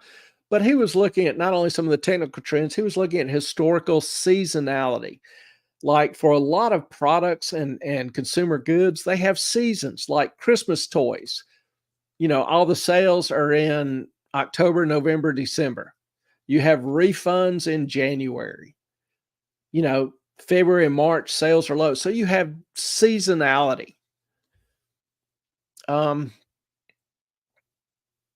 He pointed out that the monthly flow into equities in August is traditionally dropped significantly because he referred to it as the back to school effect. And it's an election year. Historically, there's some pre-election risk. Remember, the market hates uncertainty, and election outcomes, particularly when they're tight, and particularly when you've got people with two very different viewpoints on the world, two very different ideologies competing, well, that's a lot of uncertainty. The market hates uncertainty. And so when people become uncertain, that's when they get more conservative. Outflows, people taking their money out of the market. Now, new home sales dropped 17% this past month. This is a fascinating chart to me because this has the blue line is privately owned housing units started. And if you'll notice, obviously from the COVID crisis, there was a sharp increase because there was such huge demand for people to move to areas that they, kind of always wanted to move. And now because of remote work, the stimulus payments, et cetera, they could. So we saw, pretty steep bump, and you saw housing prices go almost vertical. Well, with the onset of inflation, interest rates jumping to 7%, that dumped. Vibrated a little bit, but is continuing to decline. This past month, they dropped 17%. But the fascinating thing is house prices, the red line. Okay, it's no longer vertical, but it's still increasing. And this is, usually when housing starts to drop, you'll see the price start to trend down or drop.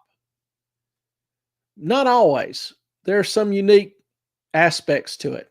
And now we've got one of those unique aspects. We've got, during the, after COVID,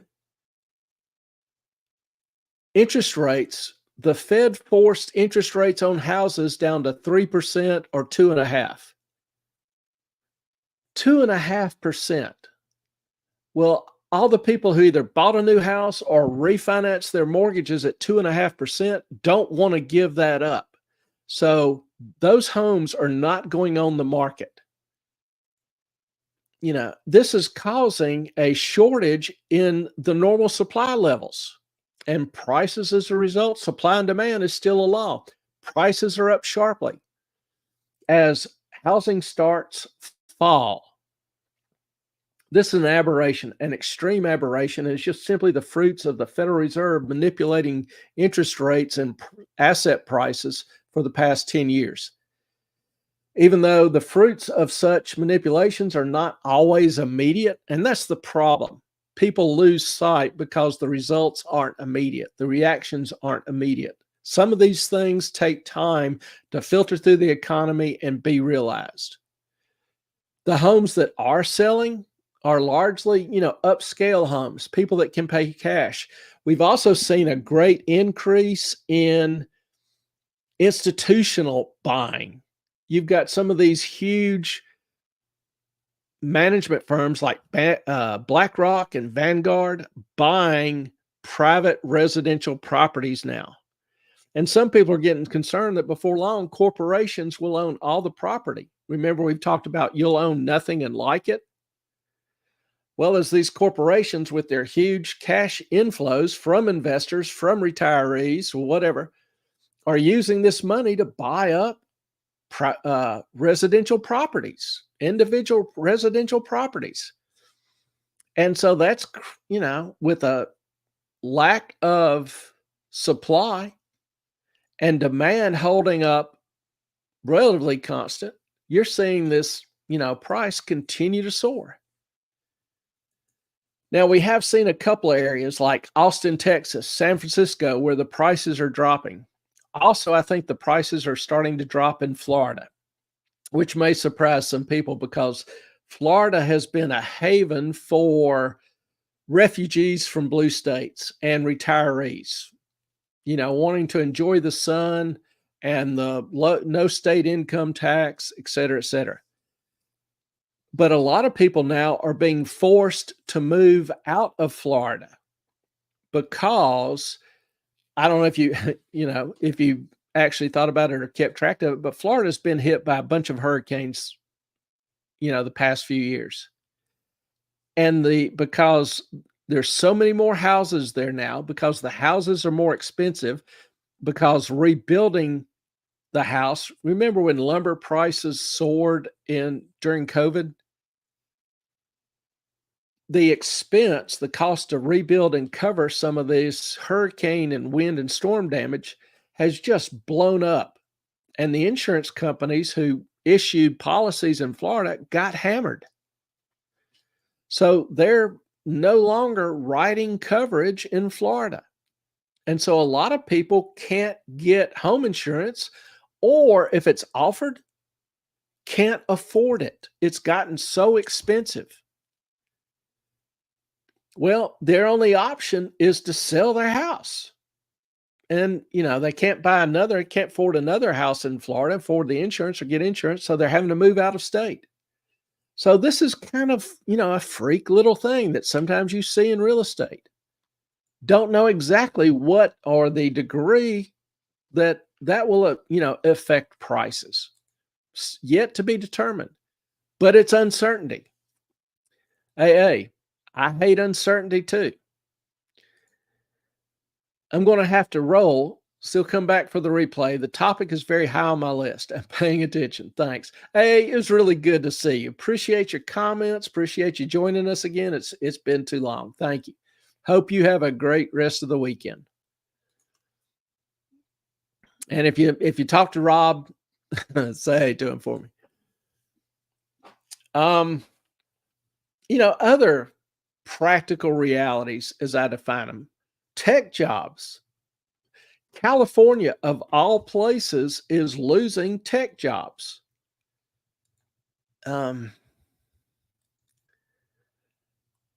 This is kind of an interesting graph that I saw from this guy. I don't know him, not familiar with him. But two things. One, it's fascinating information. Two, it's a damn pretty graph. I'll give the dude credit. On net, California has lost all of the tech sector jobs it gained during the boom of 21-22. The state now has fewer tech jobs than it did pre-pandemic. So I don't know if you can see the years. This is 2020, 21, 22, 23, 24. And you can see that it peaked, in mid 22, but the jobs now have fallen to the level of 2020, right at the beginning of 2020, end of 2019. So that's pretty huge. Now, some of those jobs have moved, but we've seen Google, Apple, we've seen several of the major, employers out there announce layoffs. What else is out there on the horizon? Well, I alluded to this a little bit earlier.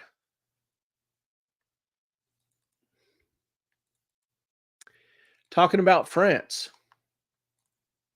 Do you notice anything weird about this graph?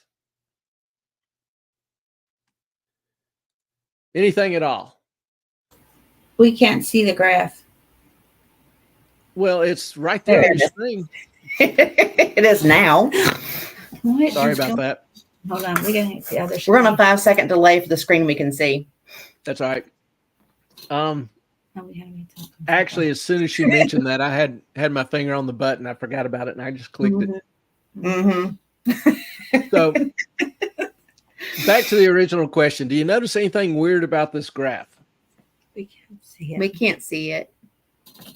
Well, wait till it pops up Wait, over here. Here it comes. Okay. Why? You'll What see is the going photo. on with that? What are we looking at? Is this French? This Economy or- we can't This read. is the price of credit default swaps. Think of it as insurance, the cost of insurance on wow. bonds issued by France. It has skyrocketed. It has skyrocketed recently. The insurance on the sovereign debt of France is at its highest level since 2012, back during the subprime crisis. The fear is that, several. One, the snap election is obviously uncertainty. Market hates uncertainty. And two, France has severe structural problems. Obviously, Macron has been on a spending spree. Does that sound familiar? It has debt higher than the EU rules allow. Now, honestly, not that the EU rules mean anything. Most of the countries violate their rules routinely. But concern over a debt crisis is starting to rise. The opponent to Macron is what we would call very liberal. His opponent is very conservative, a lady by the name of Le Pen. Her party is the heavy favorite in the election, heavy favorite to win. So previously, when she ran years ago, she promised a referendum on things such as France leaving the euro. But she hasn't pushed it lately, this go round. But still, there's uncertainty in what is going to happen to France and its ability to pay its debt. The market hates uncertainty. And this is what uncertainty looks like. Anytime you see something like this happen, it's uncertainty. And again, this is I'll shrink it down. Not that the heading will make much sense because this is Bloomberg. France credit default swaps in US dollars, senior debt, sovereign debt. Now, we're not limited to France internationally. We're going to talk about Canada and what's going on in Canada for our much beloved friends and family in Canada. Anything interesting in this graph? This is bankruptcies, corporate bankruptcies in Canada. Do you notice how bankruptcies not only are trending upward, but are now going vertical? For those of you that have been watching the show, you'll remember in May, I mentioned that the Bank of Canada, their national bank, had one of its representatives warning about a, quote, sharp correction in asset prices and systemic risk to the banking system. Well, systemic risk to the banking system means defaults. Boom. If it continues, it'll be ugly, and it'll get ugly soon. Now, the government of Canada, good old Trudeau, is doing its best to contribute to that repricing event, my opinion. But to give you an example, they raised the capital gains tax this week. Now, they increased the inclusion rate to 67% from 50% on gains over 250,000. So if you are if you're have a retirement plan over 250,000 and you sell it, or you have an asset over 250,000 or a combination of assets over 250,000, your taxes are going up by about a third. That's not insignificant. Stop. You're depressing people. You keep Stop. I'll be broke. I'm already broke. Stop. From Trump era tax cuts going away, is that why you're saying our taxes are going up? No, this is in Canada. Oh, Canada. Okay, sorry. Canada. Yeah. Okay, I'm sorry, Sky. That was I thought that was the US. I was having Don't feel bad. Our bankruptcies are jumping too. Yeah, they are. I don't want to talk about it. Okay, thank you. So the good news is this is not in the US. There's no good Bad news is ours are jumping too. That make you feel better? And honestly, I hate being the bearer of not so hot news. But I think this is information that you need to know and that you need to see, because I hope it helps you make better decisions. You won't see or hear about this in other places that I know of. The practical reality is that there are some troubling issues out there in the economy, not only U.S. economy, but other economies.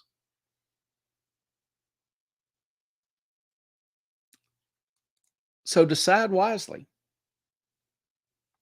All right, I'm going to stop there, and I'm going to just throw this up real quick. This is not in the economy, but I thought this was modestly fascinating.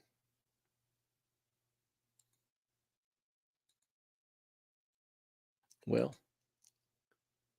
anyway, we've talked about COVID. We've talked about the vaxes before, and some of the economic impact. Well, for investors who, have investing in some of these companies, you may want to know that so far 3 states have filed lawsuits against Pfizer in the last few weeks since the courts decreed that their vax wasn't a vaccine, and as such, they were no longer entitled to the immunity granted them by the FDA and DOJ from lawsuits. It did not meet the criteria of a vaccine. And so this Oxford professor, Carl Hennigan, who is a professor of medical evidence in their law school, medical evidence, extracted the main points from Kansas's lawsuit, and it's pretty damning.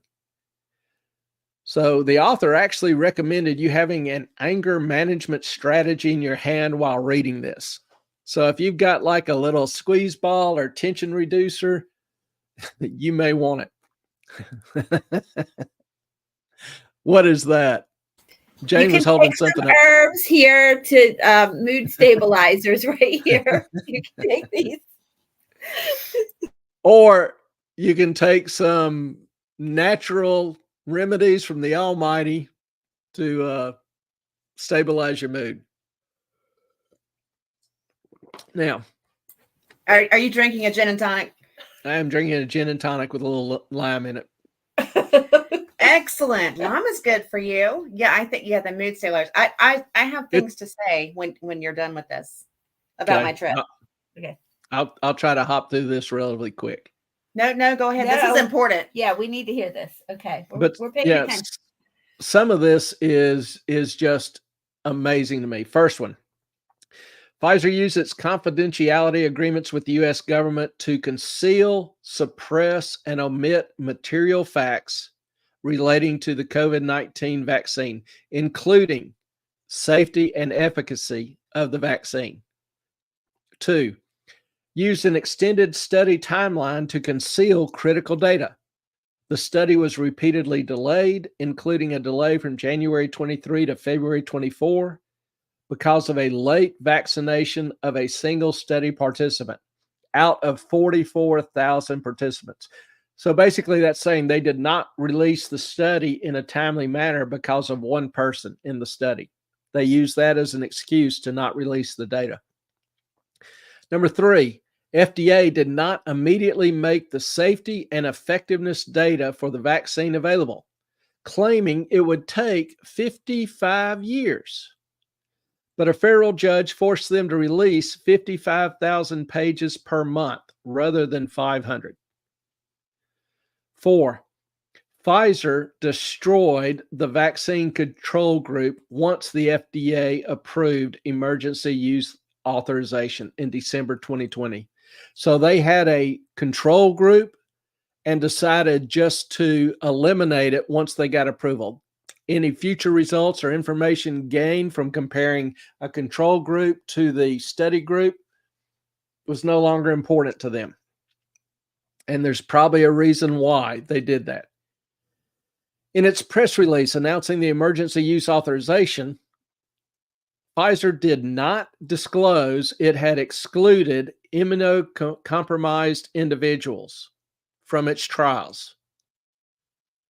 And they didn't make that information available to the medical community, which if you were a doctor and you had a patient with an autoimmune disease, you may want to know that. Number 6, Pfizer knew its vaccine was connected to serious adverse events, including myocarditis and pericarditis. 7, by March 21, the U.S. military and Israel's Ministry of Health detected a safety signal for myocarditis. That's a nice way of saying that they noticed a far higher incidence of myocarditis groups after the vaccine. In August 21, after Pfizer obtained FDA approval through the emergency use authorization to provide the vaccine to 12 to 15-year-olds, Pfizer decided to study how often its vaccine may cause myocarditis or pericarditis in children by testing 15 to 16-year-olds for this chemical component. Pfizer also detected a safety signal relating to strokes. That means in its vaccinated test groups, they had an abnormally high rate of strokes, in addition to myocarditis, pericarditis, and we're not done yet. The FDA's and CDC's surveillance system flagged a possible link between the Pfizer vaccine and strokes in people aged 65 and over. An FDA study found individuals 85 or years older who received both a flu vaccine and Pfizer's vaccine saw a 20% increase in the risk of strokes. Did y'all know that? Was that released to y'all? Pfizer's knowledge of a safety signal for increased fatalities. In February 21, Pfizer's adverse events database contained 1,223 fatalities after taking the vaccine. Pfizer only tested the booster shot on 12 trial participants who were 65 to 85. Did not test it on any participant older than 85. Pfizer did not release adverse events data from its database, so it concealed adverse events. By February 21, Pfizer's events database contained 158,893 adverse events from a 42,000 case report database, including 1,223 fatalities. Although Pfizer did not make causality findings, Pfizer was receiving so many adverse events reports that it had to hire 600 additional full-time staff and expected to hire more than 1,800 additional resources by June 21. Pfizer had such a backlog of adverse events, it might take 90 days to code non-serious cases. Pfizer did not know the magnitude of underreporting. So they're doing a study, and they really don't know what they've got or how much of it's being reported or not reported. 13, Pfizer announced a study on pregnant women, but omitted the fact that more than 1 in 10 women who received the vaccine during their pregnancy reported a miscarriage, many within days of the vaccine. 6 women who received the vax during their pregnancy reported premature deliveries. Several babies died. Remember them telling you that the vaccine was safe and harmless for pregnant women? Pfizer's February 21 press release did not disclose other adverse effects on the reproductive systems of women who received the vaccine. By April of 22, Pfizer knew of tens of thousands of adverse events connected to its vaccine, including heavy menstrual bleeding, menstrual disorders, irregular periods, delayed periods, absence of periods, other reproductive system effects. Any of y'all told that the vax was going to mess with your reproductive system and your periods? I don't remember a single clue. Pfizer's study on pregnant women failed.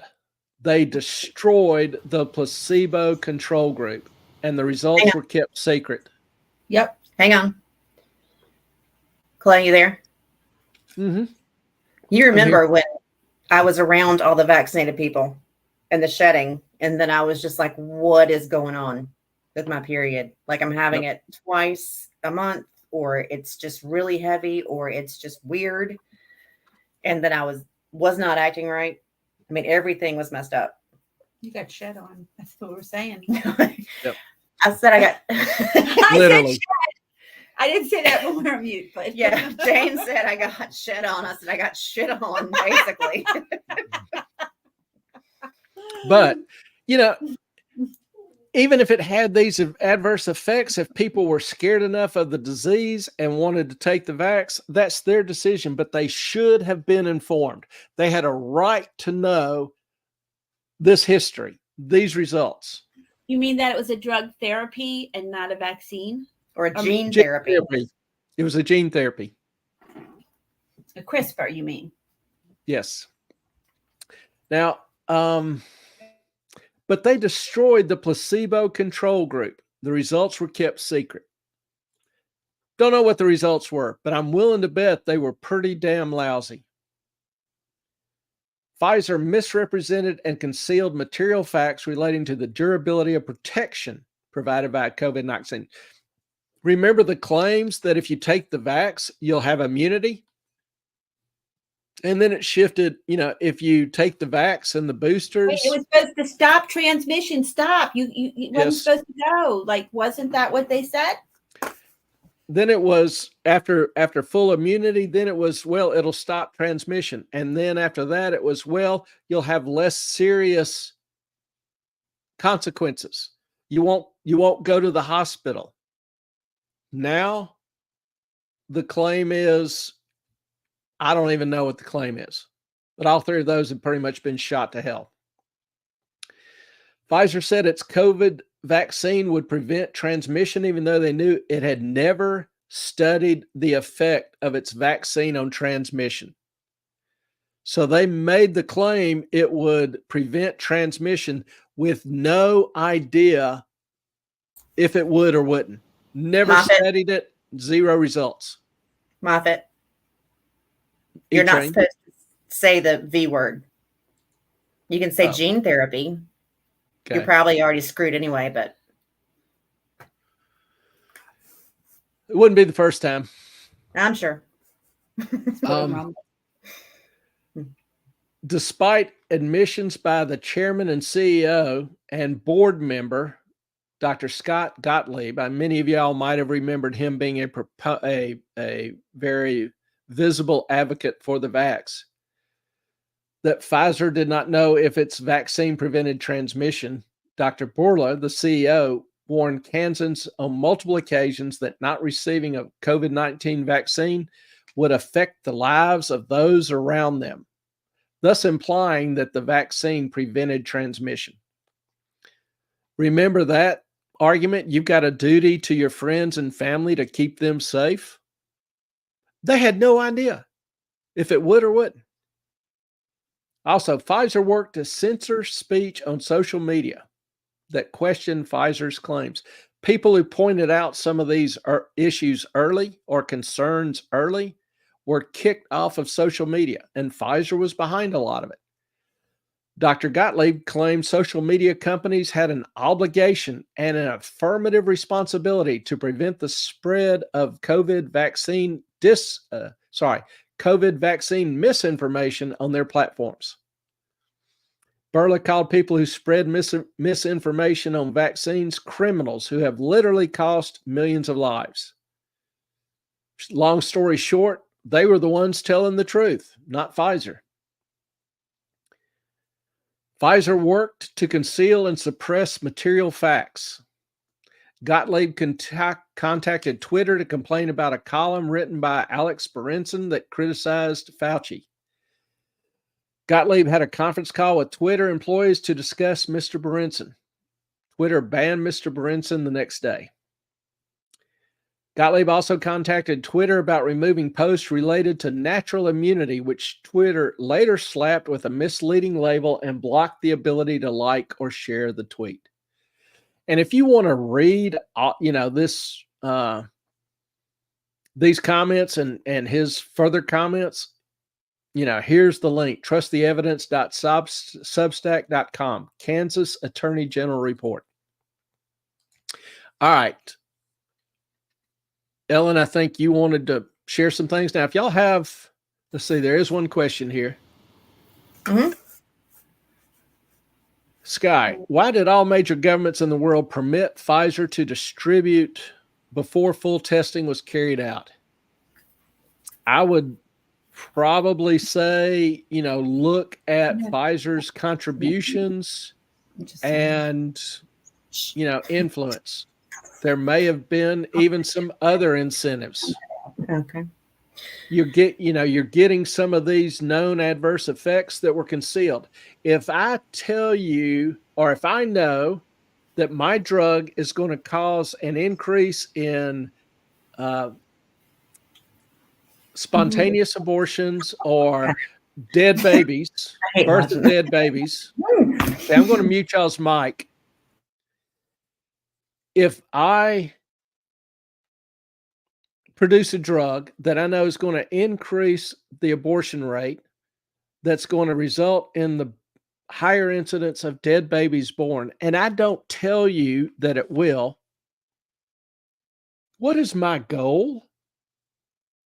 What is my reason? Is it just money? Or do I maybe have some other incentives? I can't judge these people's heart. I can't judge their motives. I can't judge their motives, but I can judge their actions. And their actions are, in my opinion, contemptible and resulted in a lot of harm to a lot of people. Do you think they'll be held accountable for this? That I don't know. I mean, obviously, this is the Attorney start. General's going after him, but There are 3 states filing this suit, and I expect more to join. I hope so. And I think the more that join, the more publicity it's going to get, the more outrage that'll be. A lot of doctors, I think, are embarrassed that they didn't know better, that they didn't consider contrary information. No, Clay, they did. They did know better. But even, a lot of them didn't. They risked A their lot of them license. didn't. My doctor did. A lot of doctors risked their license to Or stand up. yeah, and Some if of they them did. did Some of them stand up, did, but a lot of them didn't. but if they And did you know, stand up, I think then they that's would a that's lose a their testament, license. huh? If They were threatening to take licenses away from doctors. Oh, I know. And I said some of them did stand up, but a lot of them didn't. That's why every state's medical association, the governing body, was threatening the few doctors who were concerned and wouldn't let them prescribe Yeah. alternative treatments, wouldn't let them advise their patients on their concerns about the vaccine, threatening their license if they did. Yeah, if you even in North Carolina, if you could not prescribe ivermectin or hydroxy during that time period, or they would take your license. Period. Yeah. And healthcare ought to be between the doctor and the patient, Agreed. not the Agreed. doctor and a bureaucrat, not the doctor and a company. And but point is, if I sell you a drug that has those results, am I doing it just for the money, or do I have other motives? Use your best judgment. I can't, like I say, I can't specifically judge anybody's motives, but I can judge their actions, and their actions are pretty damn telling. Has there not been more testing of Pfizer COVID vaccine in the last few years? Yeah, the whole world basically has been the laboratory. And so we're starting to see some of these results and issues and concerns. We're seeing a lot more. We're seeing higher incidences of myocarditis, pericarditis. We're seeing a lot of what's called turbo cancer. We're seeing a lot of young people just absolutely collapse, fall over. We're seeing an increase in infertility. We're seeing an increase in spontaneous abortions. We're seeing high abnormal deaths in a lot of countries, highly vaxxed countries. So there's getting to be a ton of data out there that this vaccine has been harmful. And Moffitt, we were guinea pigs, and even the military, they can't pass their own physical tests anymore, the ones that took the vaccine. Some of them can't. Yeah. A lot of them can't. And Yeah. that's an issue. I don't know the exact number, but yeah, that's an issue. So again, these are all, let me be perfectly clear. I'm not a lawyer. These are all allegations. Pfizer has not been convicted of any of this. Now, you can go to the source documents. You can take a look for yourself to see, as far as these allegations, if there's any substance to them. And I encourage you to do that. Do some research. For years, many people in the government, Pfizer, other companies, the social media, have discouraged you from learning and doing your own research, learning about your health, and making informed decisions. And that's my goal. Everybody, particularly with their health, their life, their finances, should make informed decisions with the best information that they can obtain. And that's part and parcel of what we try to do on this channel, is give you better information. I can't give you comprehensive information. I can't go into detail about every possible option or perspective or whatever. But my goal is to have you leave every show, every presentation, a little bit better informed about things going on in the world that ultimately will impact your life, your future. That's the goal. Whether I do it or not, you be the judge. So, any questions? I think Ellen wanted to share a little bit, and so I'll turn the table over to her. I've got some grumpy dogs here too that haven't had near enough attention. You can't leave yet. Okay, but my time's getting short. They're getting antsy. I understand. I just wanted just a few funny things. I drive way faster than I should, A. And yes, I can't stick to a damn schedule if I tried. Um, I did lose an earring in the Airbnb, and I did spend 30 minutes trying to find it. But anyway, no, I drove, most of my drive was through, well, I felt like it was North Carolina and Virginia. Lots of traffic, lots of accidents, all the good stuff. But the funniest thing was when I got to West Virginia. And the road signs for like, there's an intersection coming up were 5 times the normal size. Oh, yeah, they are huge. I mean, On 81. She's talking Yeah. about if you're going up I-81.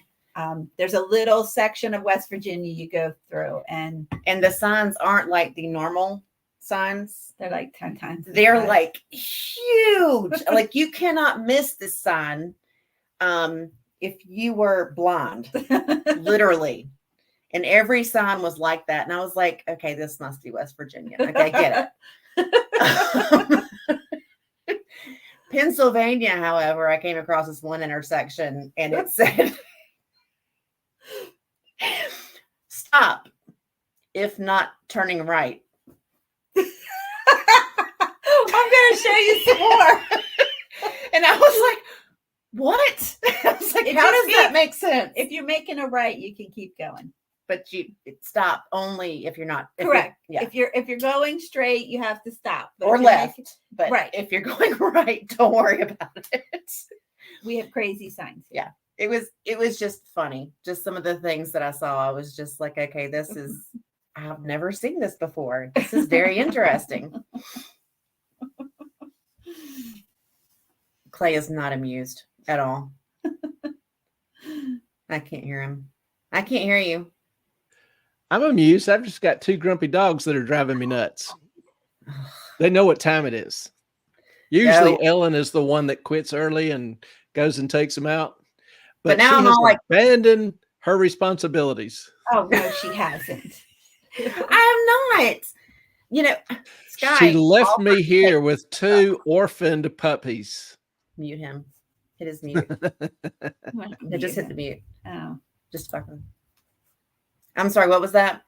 Oh, nothing. You do Turd. understand you're saying mute him. Oh, And damn so it. My finger is right on the button. As soon as I see it muted, Yeah. I'm clicking it off. Okay. You got to understand how this mute button works. You really don't try to give people leading information. Sky wants proof of life. All right, come here. Come here. Chunkers. Roo. Where he puts his butt in my cup. There you go. My baby. We have proof of life. 2 Hi, neurotic, cuties. They can't hear me, but- narcissistic dogs. Oh no, Oh, he's they on the can't. Yeah. hip. Oh, Hi, babies. I miss you. yeah, yeah. They miss you too, terribly, greatly, I'm not Hugely. coming back tomorrow. Forget it. hugely. She might move into my tiny house. Yeah, I got a tiny house to move into. Wait and see in the morning. You'll see As the long as there's enough room for the 2 of them, plenty of room. I got a big house. She'll have a big house. they do miss her. They will when they sit and lay. Chump particularly, he lays with his head toward the door, looking for her to walk back in it. The door Oh. coming in the back. My baby. Yeah, he walks up the door, and you can tell he's trying to look around the corner and see if your car is there. Oh, So, Yeah, he was so confused. Clay took my car to get an oil change before I left. And he heard my car pull up and he looked at me and he was like, "You're still sitting here." He's like, "What's going on?" oh yeah, they man. definitely know the sounds of our cars. They do. Animals do know. And thank you, Sky, that there is proof of life. I appreciate that. Just don't ask me again. Moffat. That's wooed. And it just may be harder to prove. Moffat. What are you doing, goofball? I am saying goodbye to everybody. Listen, y'all, it's been fun. Been a good night. Appreciate your time. Appreciate you being here with us. And thank Good you to to see- Jane. Thank you. You're welcome. Want to definitely thank Jane for her, jumping in, sacrificing her time, effort, energy, and contributing her thoughts and warm personality to the show. It is much you. appreciated. Good night, all. Good night to you all. Bye, guys. Blessings to you. Bye. Hope y'all have a good week. Our time is up. We thank you for yours. Good Bye-bye. night.